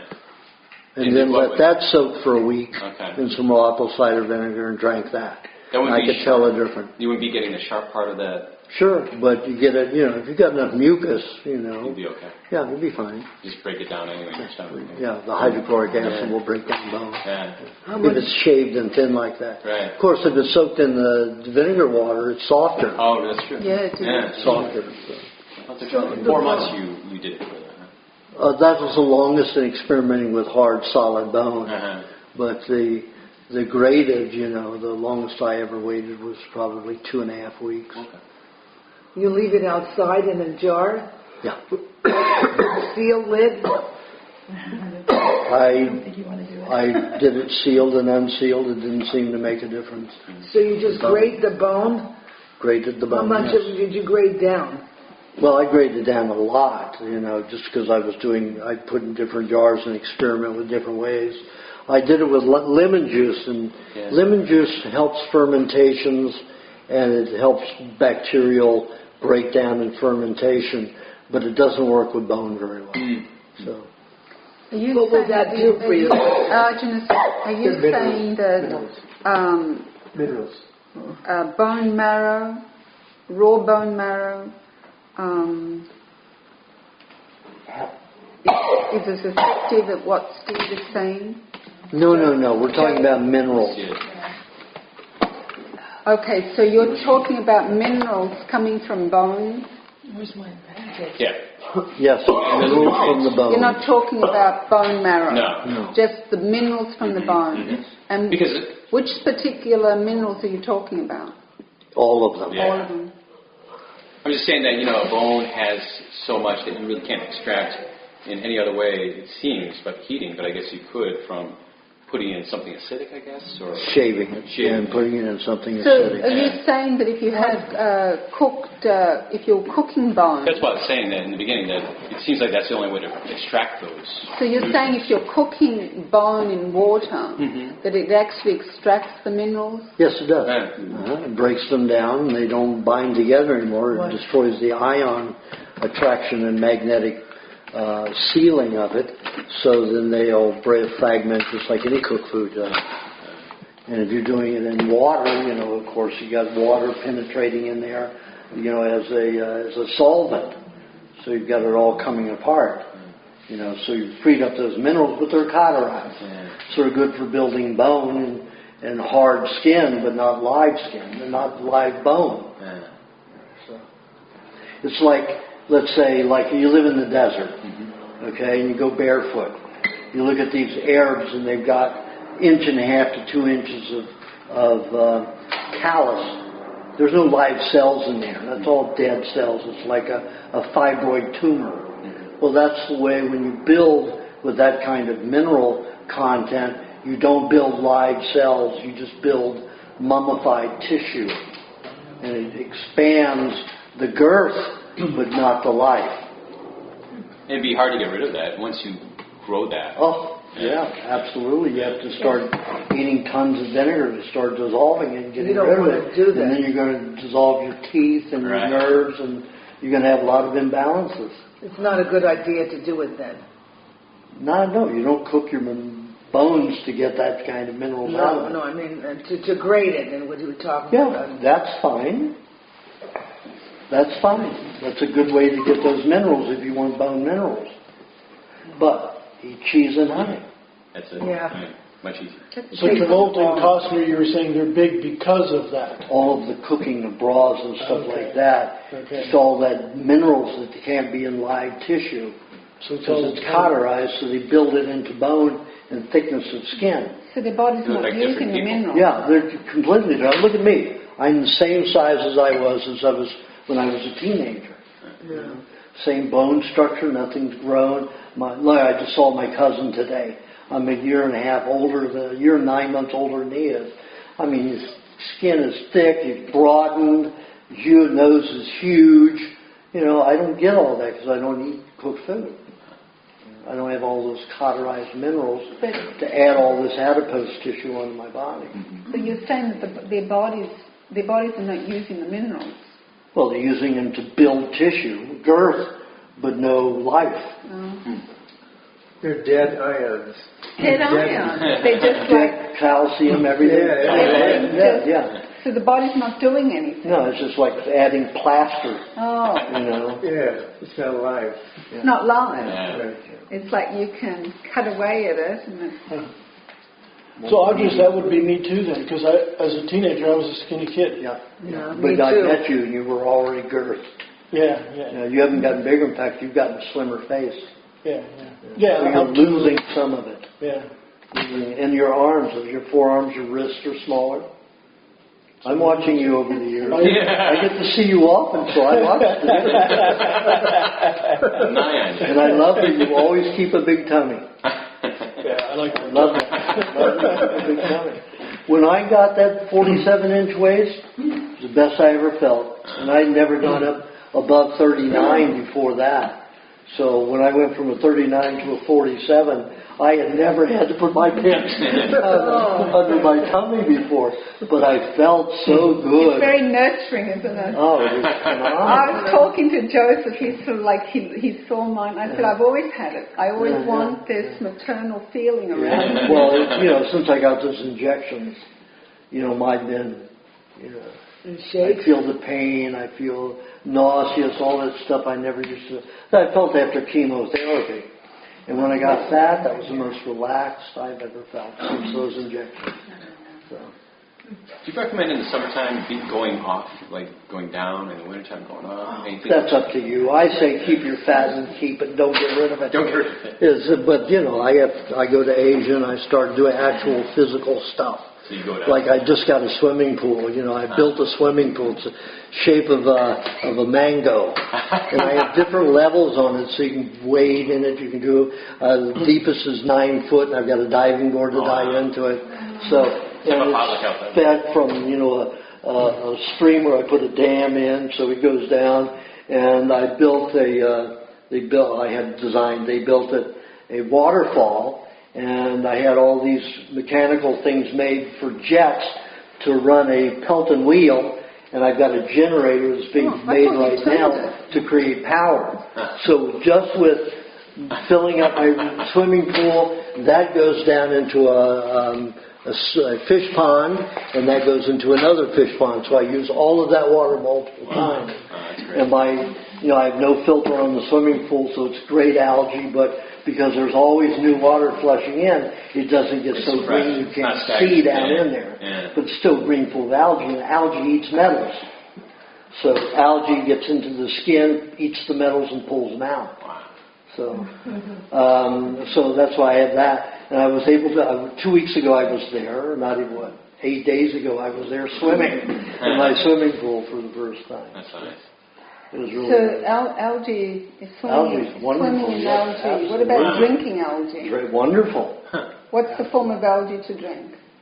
Well, algae that isn't alive in water is just going to pass through you like vegetable juice. Vegetable fiber. Okay. You're always thinking way ahead. You've got to wait till I finish my sentence so everybody gets it.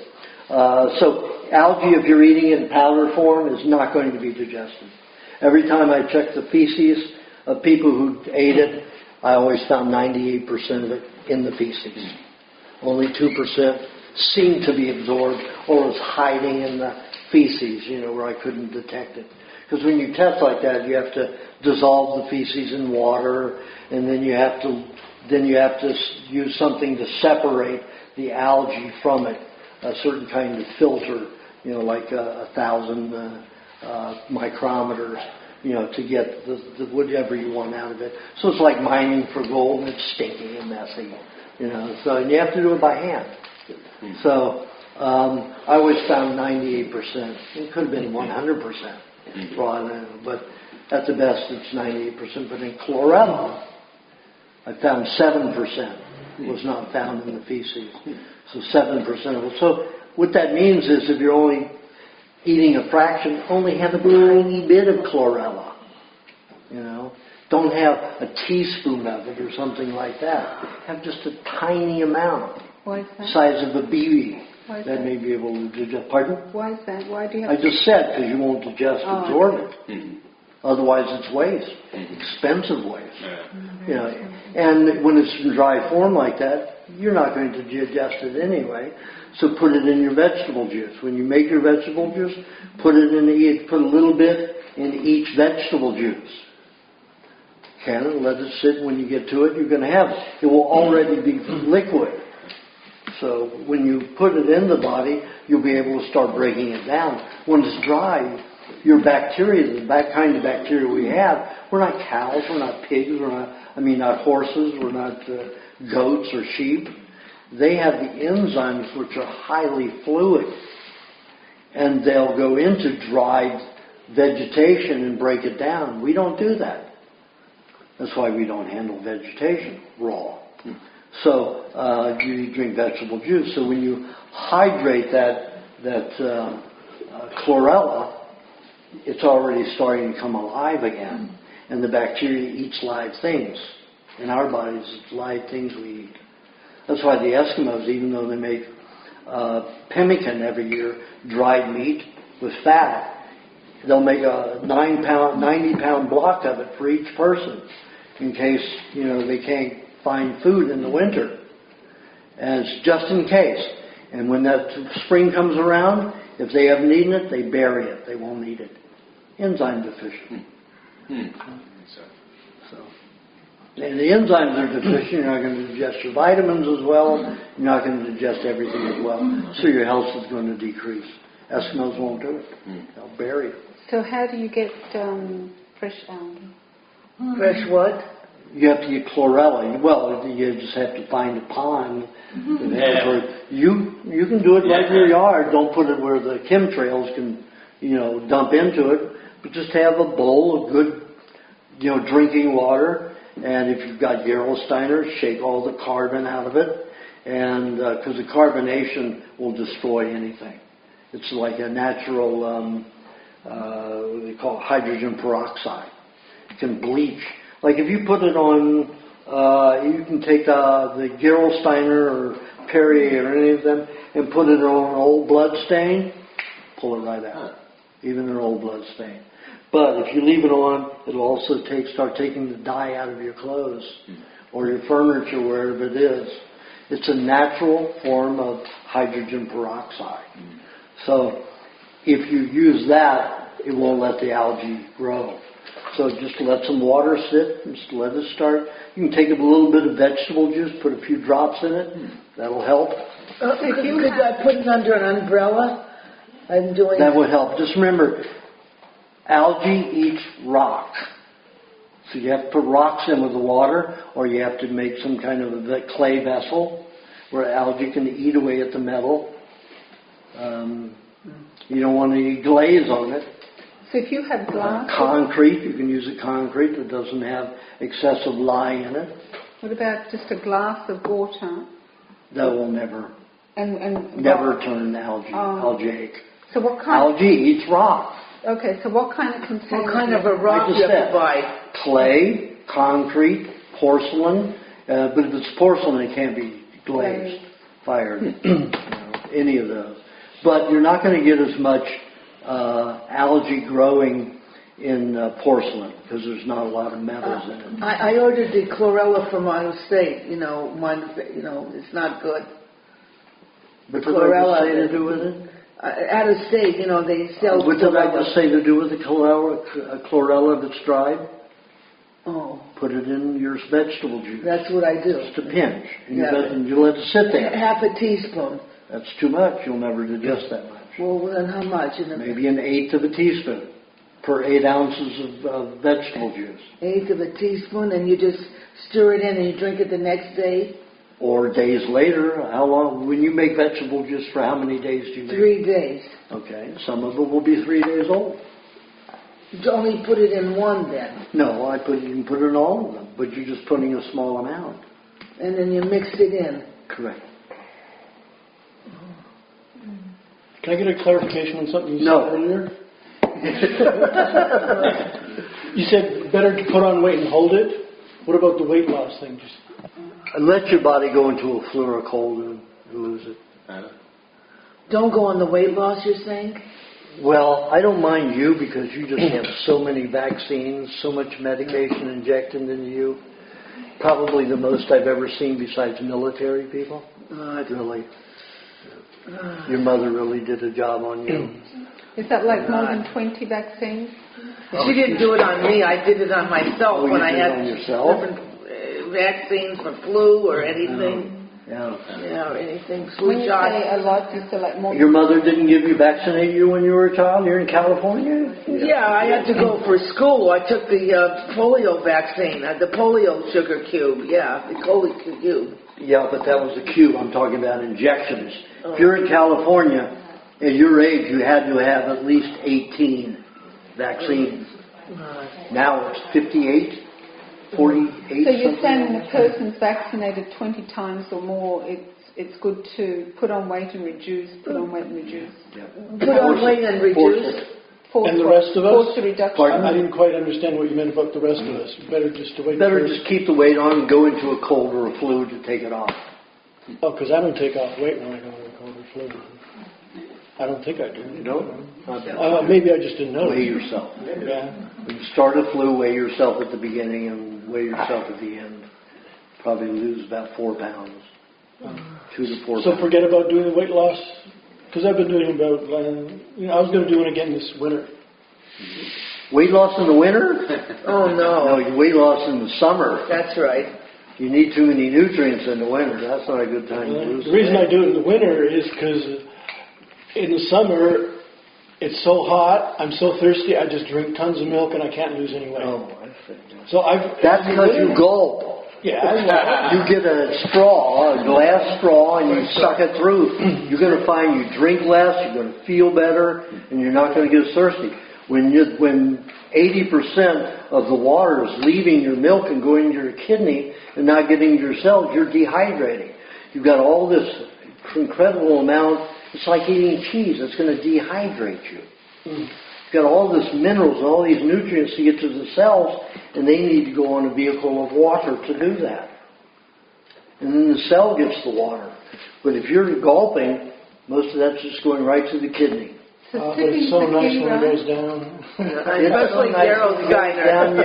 Daryl Steiner. But that's because the body's saying, I need this water, and then all of a sudden it doesn't get it. Because most of it's dumping into the kidney. So you're giving your body a false promise. Especially the... Why can't you two wait until things have settled?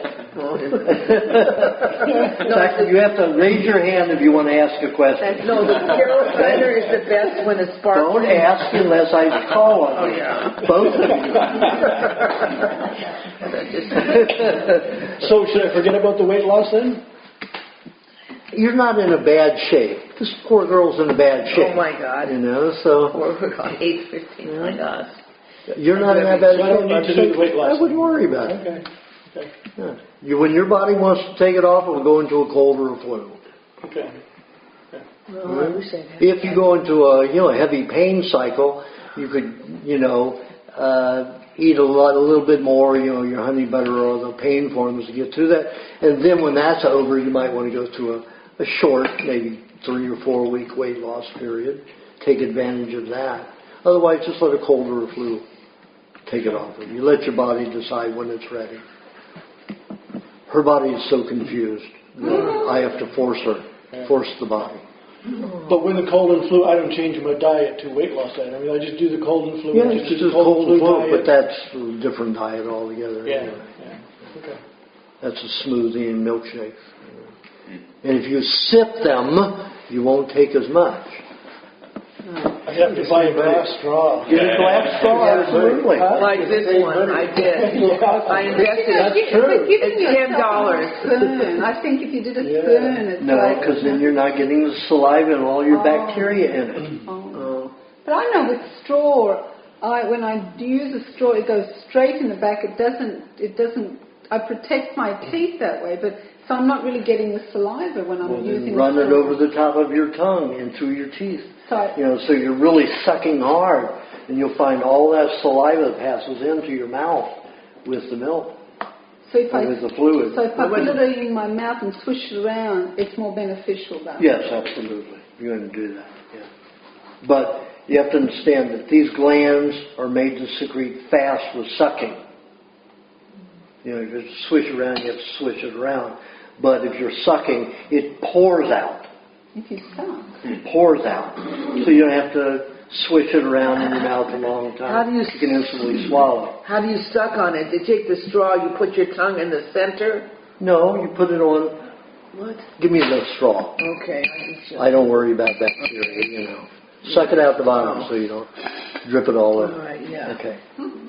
Sure. Okay, I will put the straw on my tongue. Oh, on the tip of and your then tongue. I suck it off the top. And when you've got a narrow passage like that, boy, that's a big straw. That's for sucking soups. Oh, I should have. I've got different size of narrow. Oh, you show what you do again. You said you suck it off the top. Oh, okay. And then put your lips on it. Exactly like that? Well, not with my tongue out of my mouth, like in there, like this. And that cuts off the amount of. I should get a narrower straw. Like I say, mine are half this wide. I should get a narrower straw. Yeah, half of this. Half the whole. Why? Isn't that a good one? Well, you're going to really be. You're not going to. There doesn't take anything to suck out of there. Oh. There's no strain on the glands to cause much out. It doesn't come up, nothing. It just. Okay, then put it in front of your teeth and suck it through your teeth. Oh, I see. See? Oh. Put it in front of your teeth and suck through your teeth. Oh, suck through your teeth. But you want some air to go through the side, like you were showing? I didn't understand that. No, it's just that you want to suck. The power of sucking. If I do that, that would be good. Yeah. Okay. If you sucked your finger, would those enzymes come down? Not the same, because when the fluids hit the tongue, the whole body reacts. Stop. Your word stop. But when you're sucking it through your teeth onto your tongue, it's going to be the same way. See the way she's doing it now. See. And if I had a big straw like that, my tongue would be in front of my teeth, and I'd be sucking very hard, so it would stream through my teeth and have to stream over my tongue. When you see me drink this, you never see me do anything other than suck. I go like this. I'm sucking over my tongue. I've got my teeth and everything, lips and everything hard together. So I'm getting barely a stream. I had no more than a tablespoon just then. I suck. Aajonus sucks. Yeah. Workshop. Do you have a question? Okay, so basically I've been working on my health all of my life, and just recently, it's like I also teach body meditation. I do a lot of body meditation. That's how I got my health back from being dead for a year and a half in 1995, just short of organ failure. So I built my body back slowly, but none of the things that were advised to me worked. So I basically got through meditation. But as my energy is coming in, is getting stronger and stronger, I'm getting jittery, and it was like. So I started looking around for doctors again, and all the ideas that were given to me, I'm going, wow, that's hard to do. So then I come up with, don't eat sugar, don't eat fat, don't do this, don't do that. By the time you get through, and with all the food allergies, it's like, okay, might as well go back to meditating. So anyway, I got your book about 2 days ago. I won't go into how I got it, but I got it. So I tried I'm not supposed to have honey. I'm not supposed to have anything sweet. I'm not supposed to have anything fat. So I thought, okay, well, I'm going to try this in meditation. I'm going to try the unheated honey and the raw butter. All of which I had at my house because I dined for those things, right? So I made that mixture, and every half hour I would try it. Because you're talking about somebody in a coma. I don't know who she's My son. Yeah, and so I tried it, and I went, this feels kind of sore the first time because I had this esophageal thing. And then by the second or third time, I thought, no, this feels kind of good. And so I meditated for maybe 3 or 4 hours, and at the end I thought, no, this is working. This is okay for me. I went, wow, I can have some fat and sugar. This is like the most thrilling thing I can have. Yeah, but the unheated honey is not sugar. I know. It's sweet. Yes, I can sweet. have something sweet. Yes, you can have something sweet. So then I tried the egg. Well, I'm allergic to eggs. I tried the egg. Tomatoes, that's the trouble with being so educated, in quotes, so tomatoes aren't good for AIDS. They're supposed to be lecithins that aren't good for you. And I thought, well, I have the tomatoes, I have the eggs, I have everything here. Let me try this one. So I tried it, and of course I don't have the exact, maybe, ingredients right. But that felt kind of good too. Maybe a little too. Then my boyfriend said that's way too rich. And I thought, it feels good. So I put it down, and it didn't feel quite as good. I mean, I put a little more tomato and a little less this, a little less that. So I guess the way you're shaking your head, tomato's okay. It's not a lecithin for a type A. You don't feel that. Okay. So, and then allergic to eggs, that whole thing.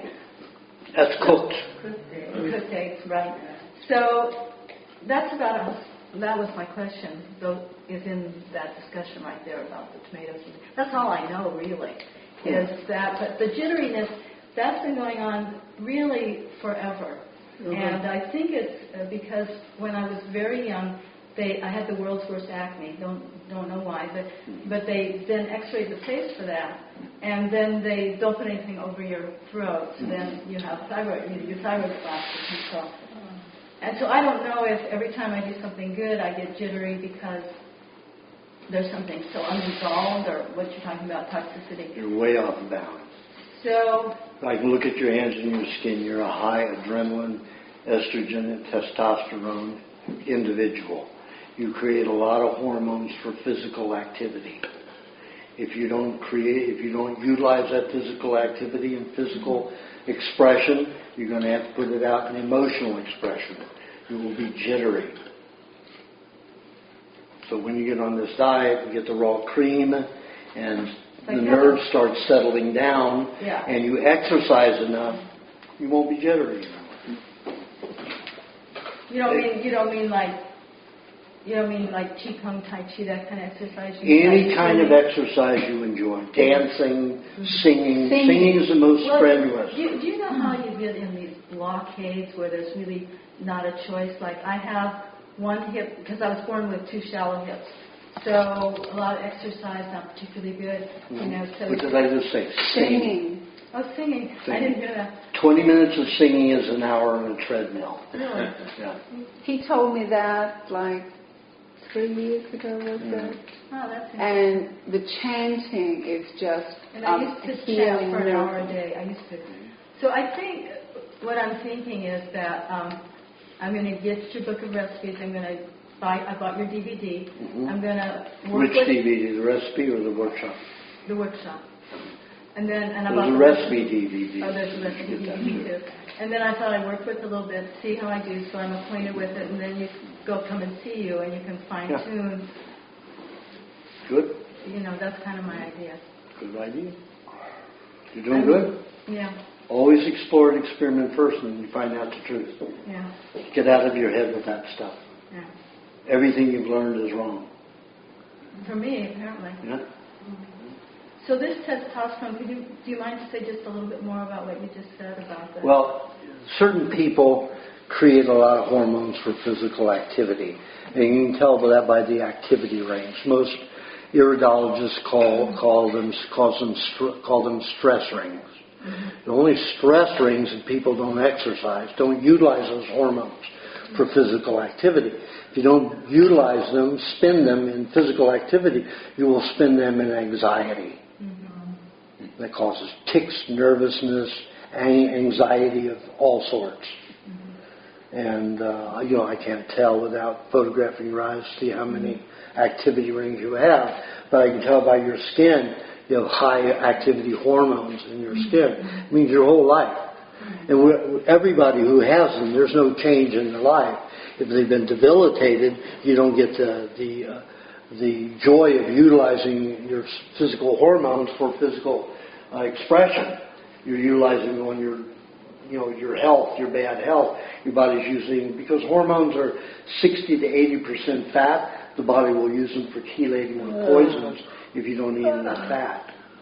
Yeah, and I haven't been able to eat any fat since 1995. Basically, well, that's because you didn't have raw butter and honey, unheated honey. I had each of those things, but I had never tried them together. Yeah. So what about cheese? I think I can't possibly eat cheese. Absolutely, cheese and honey. Cheese and honey. It'll stabilize your nerves. You can get unsalted raw cheese. Yeah, it has to be unsalted. So I got your PDF about where you can get that. Probably Whole Foods. Yeah. No. Just have to mail away for it. No. Sometimes some stores carry, I think Organic Pastures makes a no-salt cheese, raw cheese. Hardly anymore. Most of the ones that I've seen the last couple of years is all slightly salted. No, they're not ordering it. You have to ask them to order it. Mm-hmm. Okay, well, I'll look on the PDF. Anyway, I do appreciate all the research and work that you've done. Well, thank you. Yeah. Thank you very much. And your book is a very good read. Thank you. Yeah. Do you have questions, Joe? Yeah. Thank Joe for being our host. Very nervous about it, I hear. I'm okay. Good. Now, but before you were? You're the first one to sit in that chair. Pardon? Your chair, huh? You're the first one to sit in that chair. Oh, really? Nobody's ever sat in? Oh, these are new chairs. New chairs. I didn't have enough chairs, so I bought them. Well, that's cool. Thank you. He assembled these. Oh, yeah. You have IKEA? They came from IKEA, so I guess I could find a good chair. Mm-hmm. Yeah. I've looked many places. I get heartburn a lot now, especially at night and in the morning. And I never used to get that, or maybe occasionally. And all of a sudden I'm getting it almost daily. I'm going to stop that. Well, you can't really. You've got acids and poisons that are dumping out from around the heart, all around the esophagus, into the esophagus. So the only thing you can do to help it move out faster is to eat milkshakes. Build lots of mucus, so it can pour out the mucus. All the time. Just make a couple of milkshakes and just all throughout the day keep sipping on it all throughout the day. Go from this to this? Might, but that's what you need. Milkshakes do. Yeah, that's how much you need to bind with those poisons. Like with these poisons, I just couldn't handle anymore, so that's why I went for 47 ways. Felt the best I felt since those injections 3 years ago. So milkshakes. Yeah, milkshakes. To build the mucus, because those poisons are going through your esophagus. It's burning the esophagus lining. That's what heartburn is. So if you have mucus there to absorb it and pull it out of your esophagus, you won't have so much burn. It's when the metals, as they're passing through, get locked because you don't have enough mucus. So if I think I'm allergic to milk, you're sure raw milk is fine? Yeah. You just have to remember, don't drink it cold and sip it.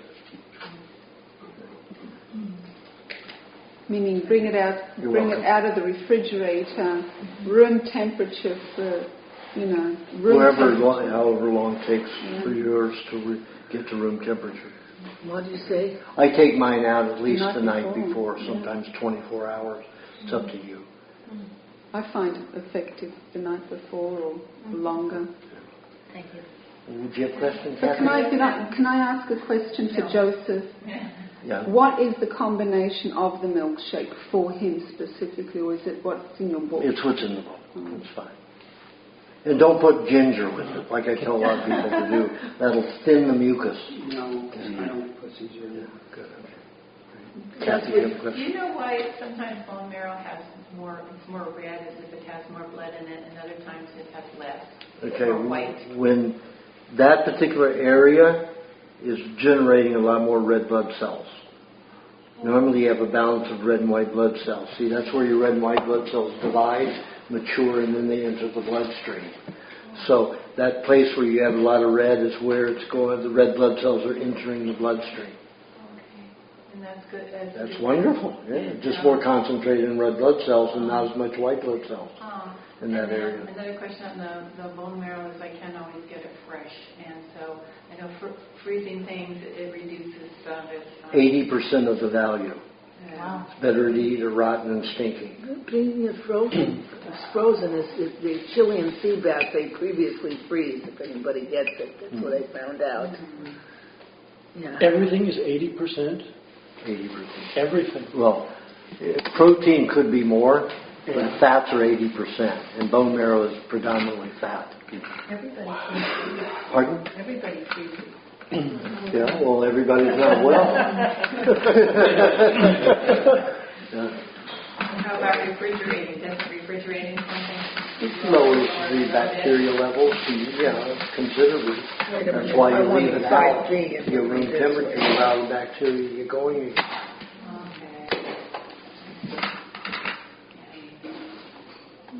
Okay. And beef bone marrow, I didn't like the taste of it. It just didn't breathe me, but the lamb was breathing me for some reason. Good, you like the high lanolin. What? Phenolic acid. And my ancestors ate a lot of lamb in these, you go by this, I know.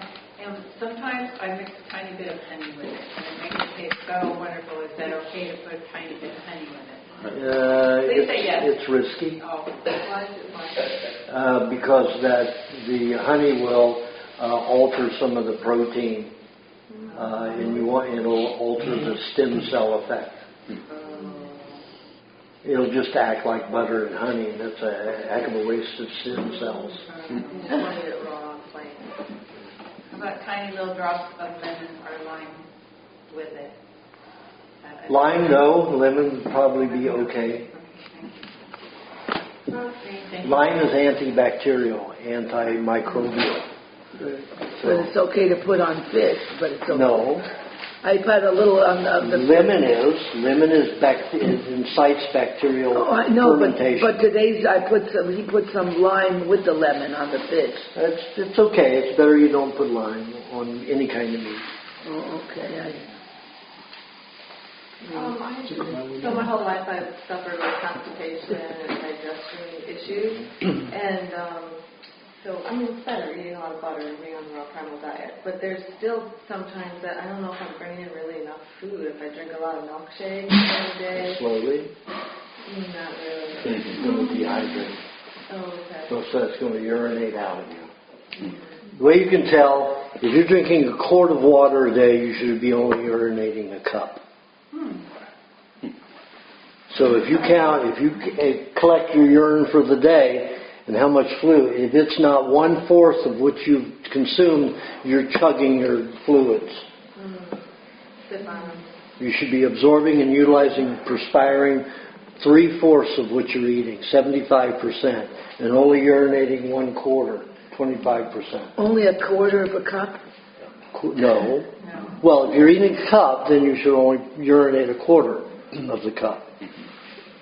Otherwise, you're drinking your fluids too fast, and that will cause dehydration. And that causes constipation? Yeah, absolutely. I think sometimes maybe there's a blockage, because when I do go to the bathroom, it's like it tried to squeeze through, and it's just this thin thing. It's not like, I don't know if there's a blockage in it. No, that's not a blockage. What texture is it? Soft. You're not constipated. Your body's robbing everything out of it it can. So what about, I've had the same issue, but found that eating an avocado in the evening, so it was like... Well, avocado is very difficult to digest, so you're going to throw a lot of it on. 50% is just going to go out the feces. Avocado is not good, you said? No, I say it's good, but half of it you're going to you're just going to pass out with the feces. But at least it helps with going to the bathroom. Yeah, right, definitely. So it's it's idea for that. No, I wouldn't suggest that for her. Oh, you wouldn't? No, okay. she doesn't have the dryness you have. Oh, okay. Very big difference. The mercury I formula. prefer anybody don't give suggestions when I'm giving suggestions because you're just going to confuse people. Okay. So what would be the difference, and what would she do that would be different? Well, I just told her she needs to sip things rather than gulping.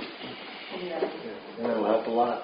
If your fecal matter were coming out very hard and then soft, that means that your colon is starved for fats, fresh fats. So you could just inject some raw cream or coconut cream and butter, into your rectal area and let it all absorb in there so you get the fresh fats. Like an enema? Yeah, like a suppository. Oh. You just take like 3 tablespoons of butter, 3 tablespoons of cream, 3 of coconut cream, quarter teaspoon of honey, put it in a 4-ounce jelly jar, shake it, put it in a bowl of hot water, not hot enough to burn your hand. I'm going to belch a lot because I mixed a lot of different foods. Only time I had that problem. But it was so tasty. But this is one that I didn't have a lot of spicy stuff, so I won't be passing wind for 2 days, which I usually do. At least I won't have that. I'm belching at this time.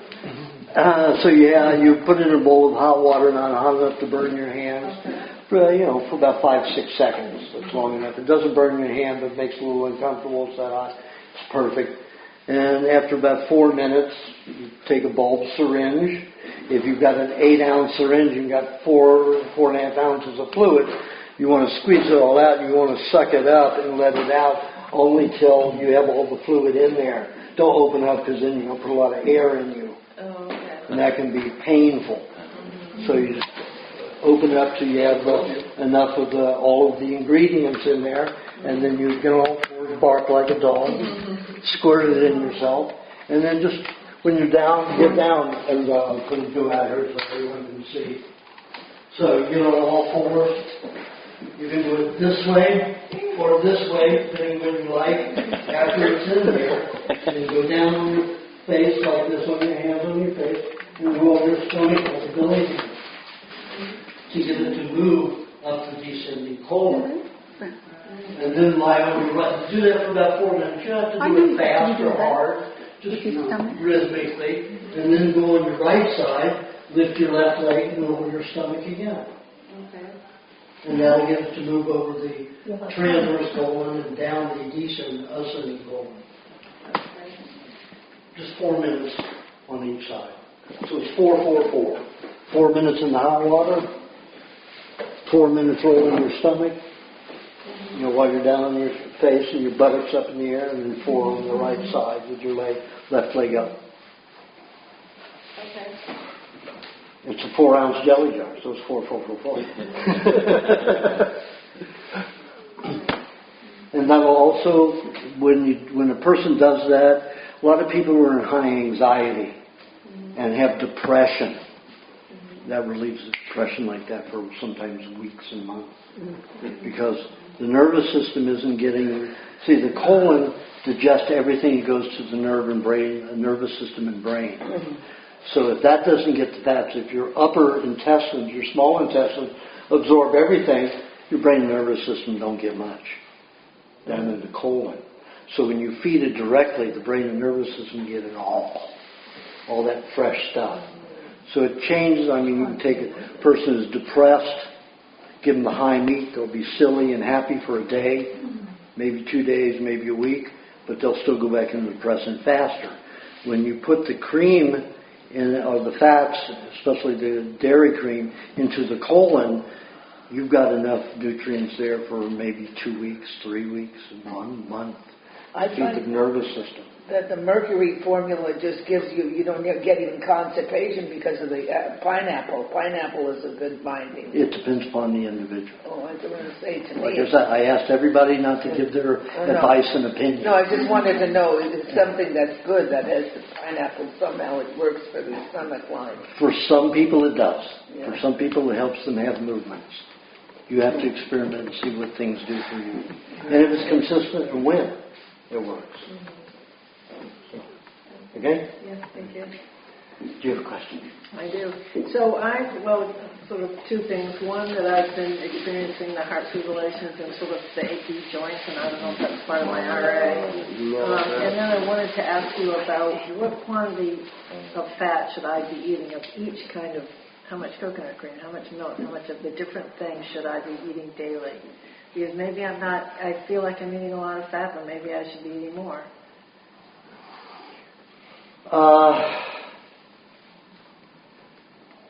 You're one of the drier individuals that I've had, but you're doing better. You're doing pretty good. So it all depends on how well you digest, how much bile you produce. Your skin looks good. I can see the red blood cells. I can see the enzymes. Probably doing as fast as you can. As you get better, eating pineapple will help that.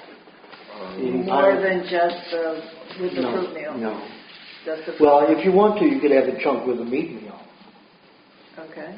Maybe no more than an inch by inch cube. Okay. Inch cube. Okay. We eat that with your meat. That would help your digestion a little bit more. Okay. Overall, might help you digest your fat a little bit better. Beet in your beet juice. Are you doing that?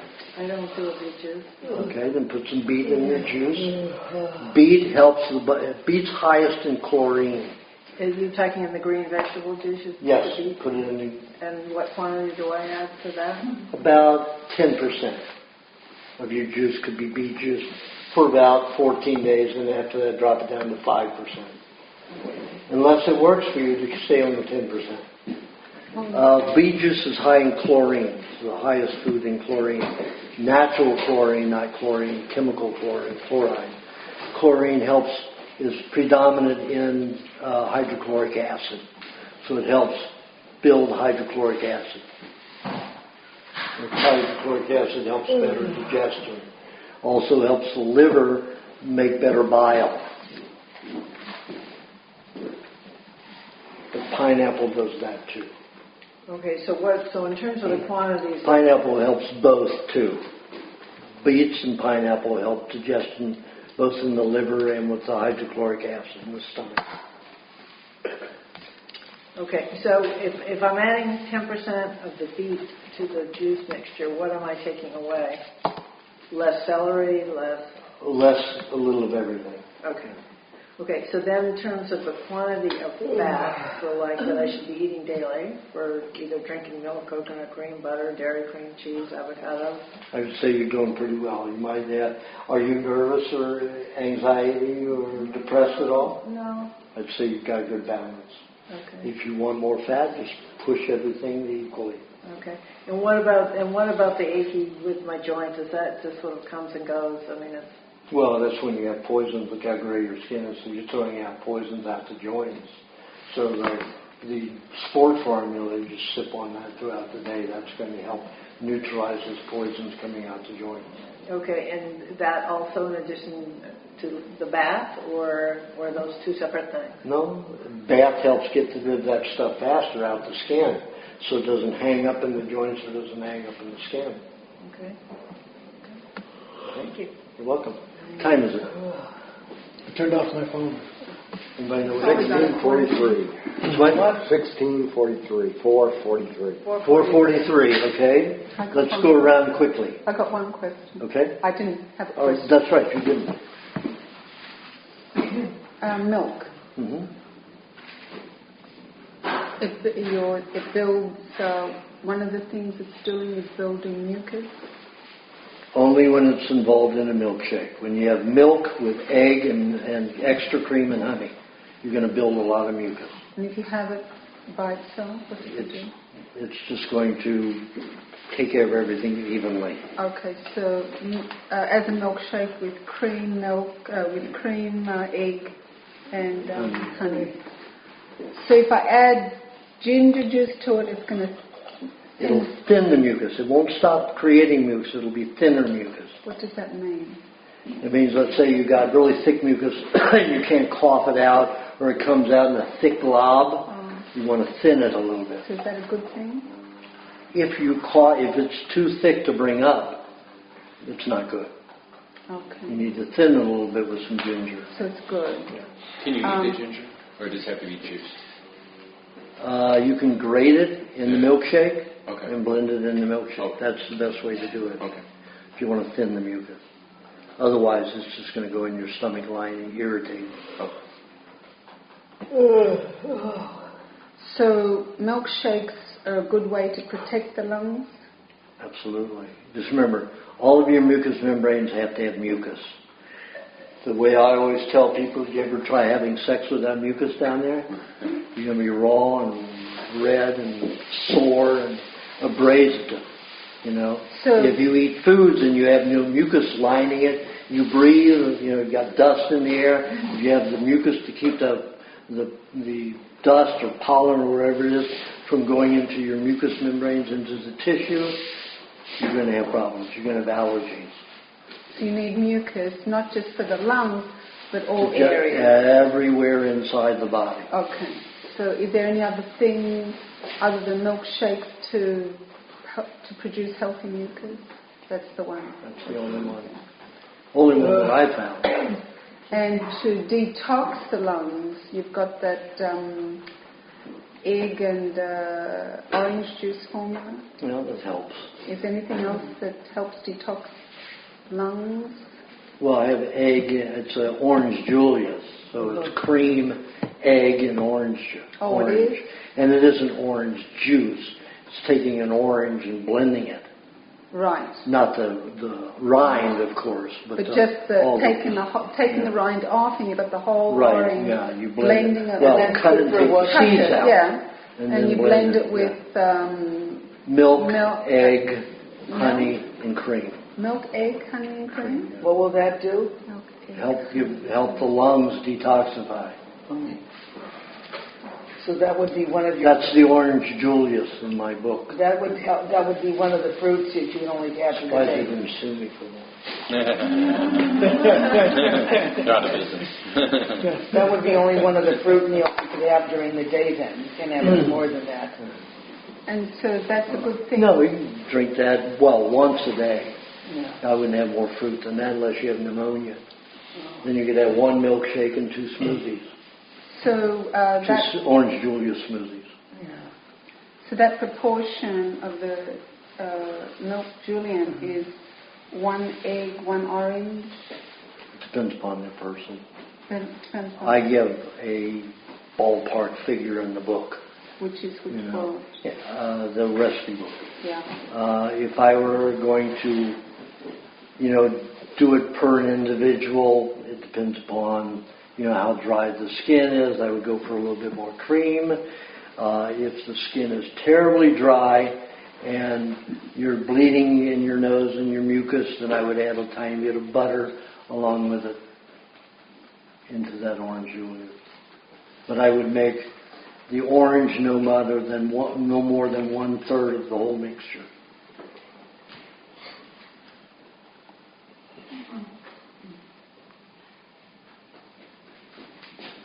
So let's try to go around real fast.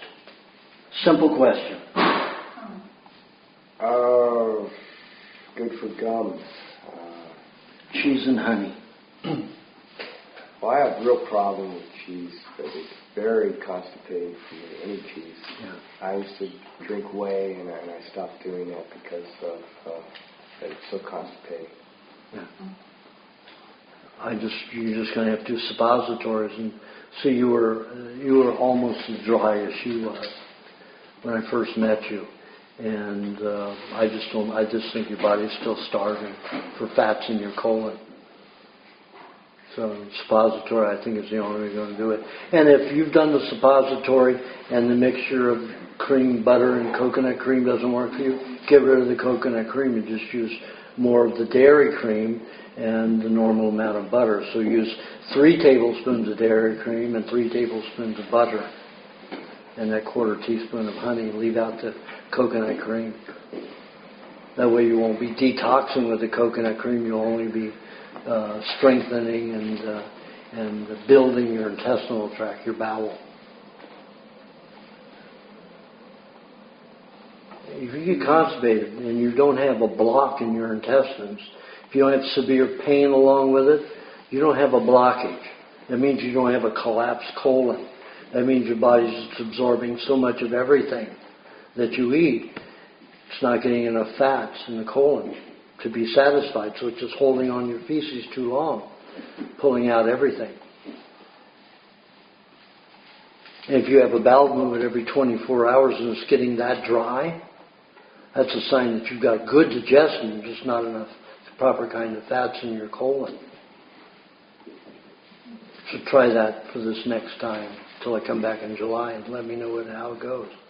I tried, on the rash that I had on my legs, the trip to Glen Ivy and your facial cream worked. Yeah, good. See, I tell you, you just need to get the poisons out of the body with the heat first. Then the poisons are out. When they're locked in the skin, they're going to keep doing damage to the skin because they're locking up in the connective tissue underneath the skin and passing through the skin a little at a time, and it abrases the tissue. When you get into the hot bath like at Glen Ivy, and you spend the day in there, you got like 8 hours in there, where you're constantly perspiring those poisons out. Now the next wave that comes under the skin again, if another wave does come, you need to do the same thing again. Because those poisons are either coming from your muscles or your bones. And it has to get to the skin again, under the skin, and then has to pass through the skin. So if you move it fast with long hot baths, and then put the cream, the Primal Facial Body Care cream on top, you strengthen those cells while they're clean. And they get to absorb everything. But if the poisons are locked in the skin, the poisons have a tendency to hold on to the fat molecules. Could you divert it by eating cheese and divert it to the stomach instead of the skin? In the legs, it's hard to do. No, it's too far away. Yeah. Not too far away. It just doesn't happen very often. That's the problem I had. I ate a lot of cheese trying to get it out from my legs. Stopped all of the bursting of my flesh here, but not in my legs. Coating the rash with cheese did help. Yeah. That drew it out. Yeah. Absolutely. What did you do? It was alkalizing I minerals. I had a rash on my legs. I put cheese on it, raw cheese. Those are alkalizing minerals to pull it out. And it was very helpful. On the leg or eating it? On the leg. On the leg. Yeah. That was the last thing I suggested for him to help. So. Aajonus, if a person's eating cheese with honey, is that when you have to, put it in your mouth all over and then have to spit it out? Or do you? No, that's pulling. When you have the honey with your cheese, it's to digest the cheese. You don't digest cheese. That's no salt raw cheese. There's no enzymes in it. Your body's just going to absorb poisons. So to absorb and get your concentrated minerals, you mix a slight bit of honey with the cheese. It's like 1/3 honey to 2/3 cheese. So it's 3 tablespoons of cheese. It would be 3 teaspoons of honey. I even do less. If I'm having 3 tablespoons of cheese, I only have 1.5 to 2 teaspoons of honey to digest my cheese. And then you get all this mineral concentration to help the nerves and the whole system. And I have to eat a lot because of all the mineral loss from those poisons in my body. Go ahead. About thinning mucus again, I read in your book about horseradish and lemon juice. Yeah, but they can really cause irritation and so much mucus loss. It rip the mucus off the intestinal linings. Okay. That horseradish should be used in very small amounts. Right. Yeah. And lemon demineralizes the body too much. Oh, I know. I wanted to ask you about that mercury formula. I've been doing that 5 days a week now, so that's going to take out back pain. It'll help. It'll absolutely help. Just make sure you're eating that cheese still. Constantly eating the cheese. Yeah, the cheese 10 minutes before. Yeah. And also in between, every 20 minutes. Yeah, after 30 minutes, you told me. Okay, 30 minutes, yes. Okay. Here, I didn't take the cheese. Well, do you have a question, Fred? Storing food in stainless steel, yes, no? You attract a lot of radiation to metal. Not a good idea. Use glass. What do you mean you attract a lot of radiation to metal? What do you use as antennas? Metal is an antenna for any kind of radio waves, Wi-Fi waves, you name it. Oh, okay, because the food's in the metal and then it attracts radiation. It attracts the radiation and it just broadcasts right through your food. Put it in glass. Okay. Yeah, well, glass has a liability of breaking. So I kind of, someone gave me some stainless steel bottles for water, and I thought, but not a good idea. Corningware is good. What is it? Corningware, right? Yeah, Corningware. There are lots of different containers. Pyrex dishes okay? Yeah. What about the metal tops that are on the glass jars? The food's not touching it. And it broadcasts through unless you fill it way to the top. You're doing that with vegetables. You do it with the green drink, you fill it to the top. Yeah, but you've also got the refrigerator and the walls are blocking the... It's okay to... But if you're carrying around a metal container with your fluid in it, you're getting it into your body and, into your hand, going up all through your body, in the food, and then you're drinking it, so just adding all that radiation to the body. So if you wanted something that was non-breakable, a container to carry a liquid drink in, what would you use? Lexan. What's it called? Lexan. That's a plastic. Very hard plastic. It's okay? Yeah, Lexan. Wow. It's okay? I don't like it. If it gets hot, if the sun hits it, the phthalates are going to move into the... So you have to keep it out of the sun.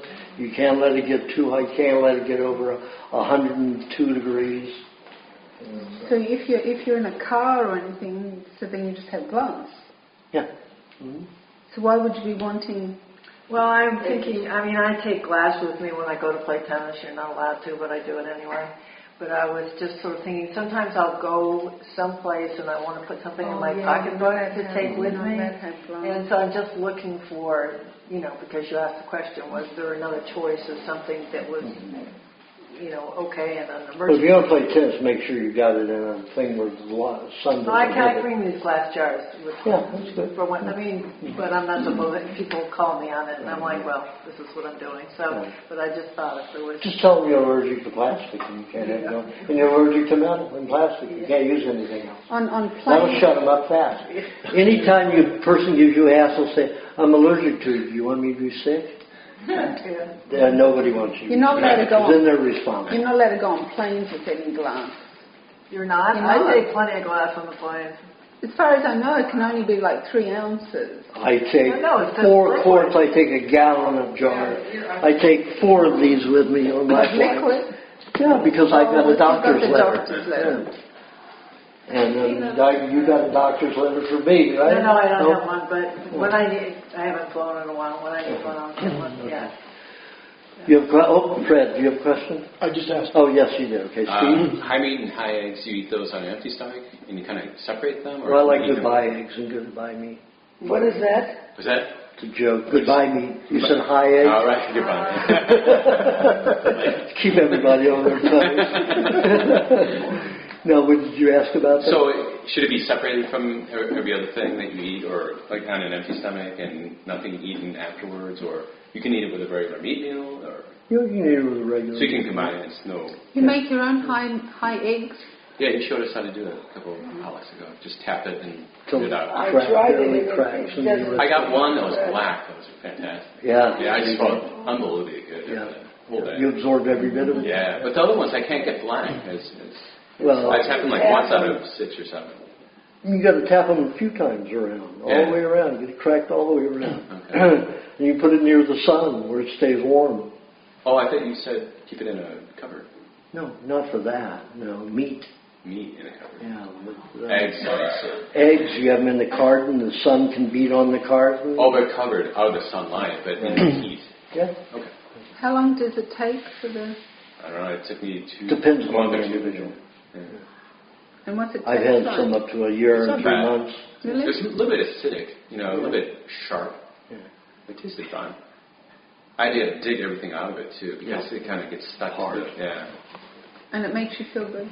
Oh yeah, well, it feeds the brain and nervous system. Yeah. Recently, Yeah. The other ones are okay that aren't black. Yeah. But the black ones are great. So it makes you. What does it make you feel after you've eaten the egg? I just have so much energy. It's ridiculous. Yeah. Really? Kind of like the high meat does a little bit. Yeah. How often do you eat it? Once a week. Really? Yeah. Isn't it, if you do the egg, it's okay to have you do the high meat then. I have trouble wrapping it.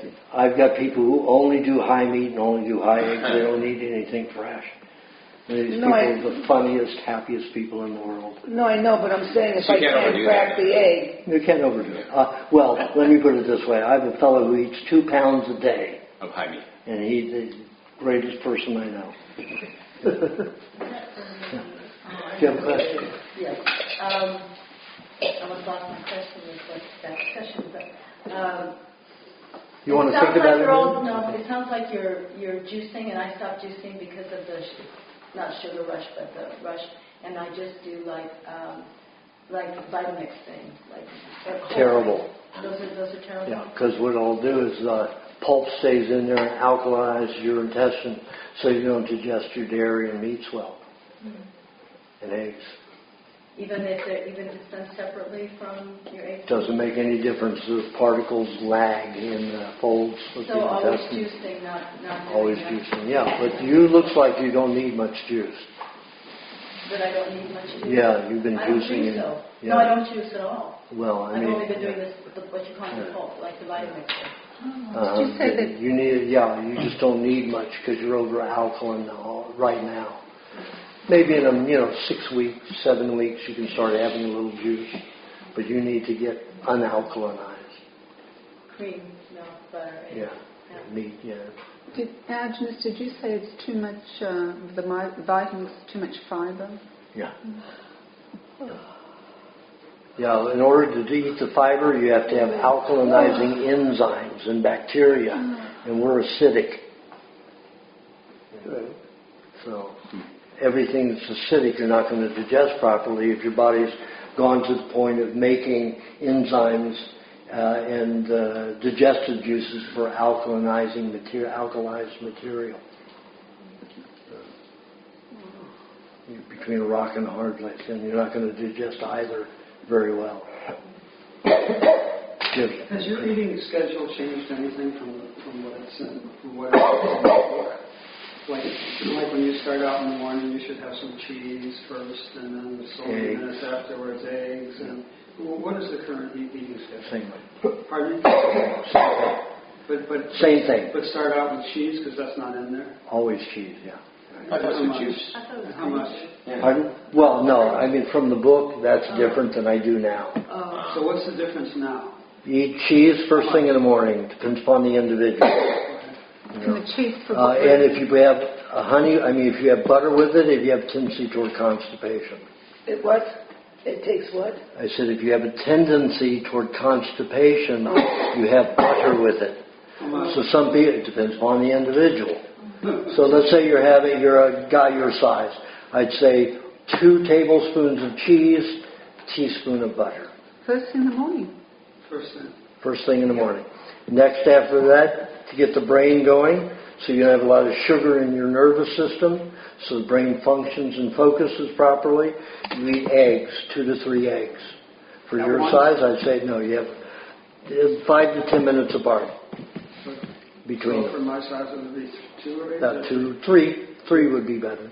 And 5 minutes apart? 5 to 10 minutes apart. And then go into the regular schedule? Then go into your regular schedule. What about egg? And then in between, while you're throughout the day between the meat meal and your fruit meal, you're sipping on the milk and sport formula and eating cheese periodically to absorb the poisons all day long. So the cheese is added and the sport formula is added. Early in the morning, why do you have the cheese again? To absorb all the poisons that are dumped into the stomach and intestines. And what quantity of that? Are we all sort of the same? All different. I would say for you 2.5 2.5 teaspoons or tablespoons? 2.5 tablespoons. What would my son achieve? Well, and also look at your toxicity. It's like 2.5. You told me only 1 tablespoon of cheese, I remember. That's different for you. I need your brain working faster. Thank you so much. You're very My welcome. family in town. Okay. Thank you. Thank you. Nice meeting you. Nice meeting you. Okay, Kathy. Oh, did we do Joe? I'm done. Oh, okay. And when you have your little bits of cheese, like in the middle of the night, you need a little bit of honey with it too. That's if I've given it to you as a mineral builder. My notes didn't specify, so for the middle of the night, I'm supposed to have these little cheese cubes, but I didn't know. Did I give you a special diet? Yeah. Okay. I couldn't find it. Did I tell you to have the cubes with honey or not? I don't have any specific information on it. It just somehow slipped away. But, oh well. I'll try Well, it. if I told you to have cubes, it's likely not honey with it. It's Okay. to absorb poisons. Even in the middle of the night. Okay. Yeah. Okay. If I told you to eat a tablespoon of cheese, and if I said cubes, that means it's for detoxification. Okay, If cool. I tell you to eat a tablespoon of cheese with a half a teaspoon of honey, that's what you have to. If I said cubes, it's for poisons. Got it. Okay? And the one with the honey is the mineralization. Yeah, to absorb and digest the minerals in the cheese. So I'm living in a house with 8 people right now, and 2. That's busy. Yeah, 2 out of 8 people, 2 guys have chlamydia right now. Have And what? Chlamydia. Chlamydia. And they've both taken 2 doses of antibiotics, and it hasn't gone away. And I don't really know what to tell them. You know, because you don't really believe in STDs, right? Well, it's not an STD, but any fungus can change bodies because fungus lives in the skin, or in the tissues inside. So that just, Joe, your tape to stop. Okay, that's all there is. Okay. Can you get another one? Well, we're almost finished. We're almost finished. Anyway, fungus does live in the skin, and that's the only thing. That and crabs, lice, they're contagious. So, yeah. But if you put lime juice, where you think that you might be subjected to it, it'll kill it. It'll kill it. Put lime juice where? I don't know how they would do that. Where do you put lime juice? Well, they'd have to have the lime juice formula. What would you do for the lice? My granddaughter has, some of the kids in school had lice. Lime juice and honey? Just eating that. No, put it on the body. Oh, I know what I wanted to say was And very little cockroaches honey. in the house. It's literally you use like a half a cup of lime juice or 3/4 of a cup of lime juice and 1 teaspoon of honey on And they it. drink that. No, that's put on the Anybody? body. Just get Wherever the lice is. Oh, not lice. These really good. Chlamydia. Well, that was, she asked me about lice. What's chlamydia? Chlamydia. Yeah, you could do the same thing with chlamydia, but you drink it. You drink like, 3 ounces of lime juice with 3 tablespoons of honey and 1 tablespoon of lemon juice. Okay. Thank you. Does anybody have those cockroaches in their house? And 4 tablespoons of coconut cream. Can I And share they'd that? have to have that 2 times a day if they got it really bad. Okay. For about maybe 6 days. Well, the antibiotics maybe 6 aren't weeks. working. Antibiotics will just kill them. Yeah.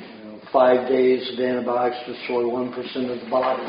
On this diet, you can recover 2.5% a year. If you're not on this diet, you won't recover anything. Every antibiotic destroys 1%.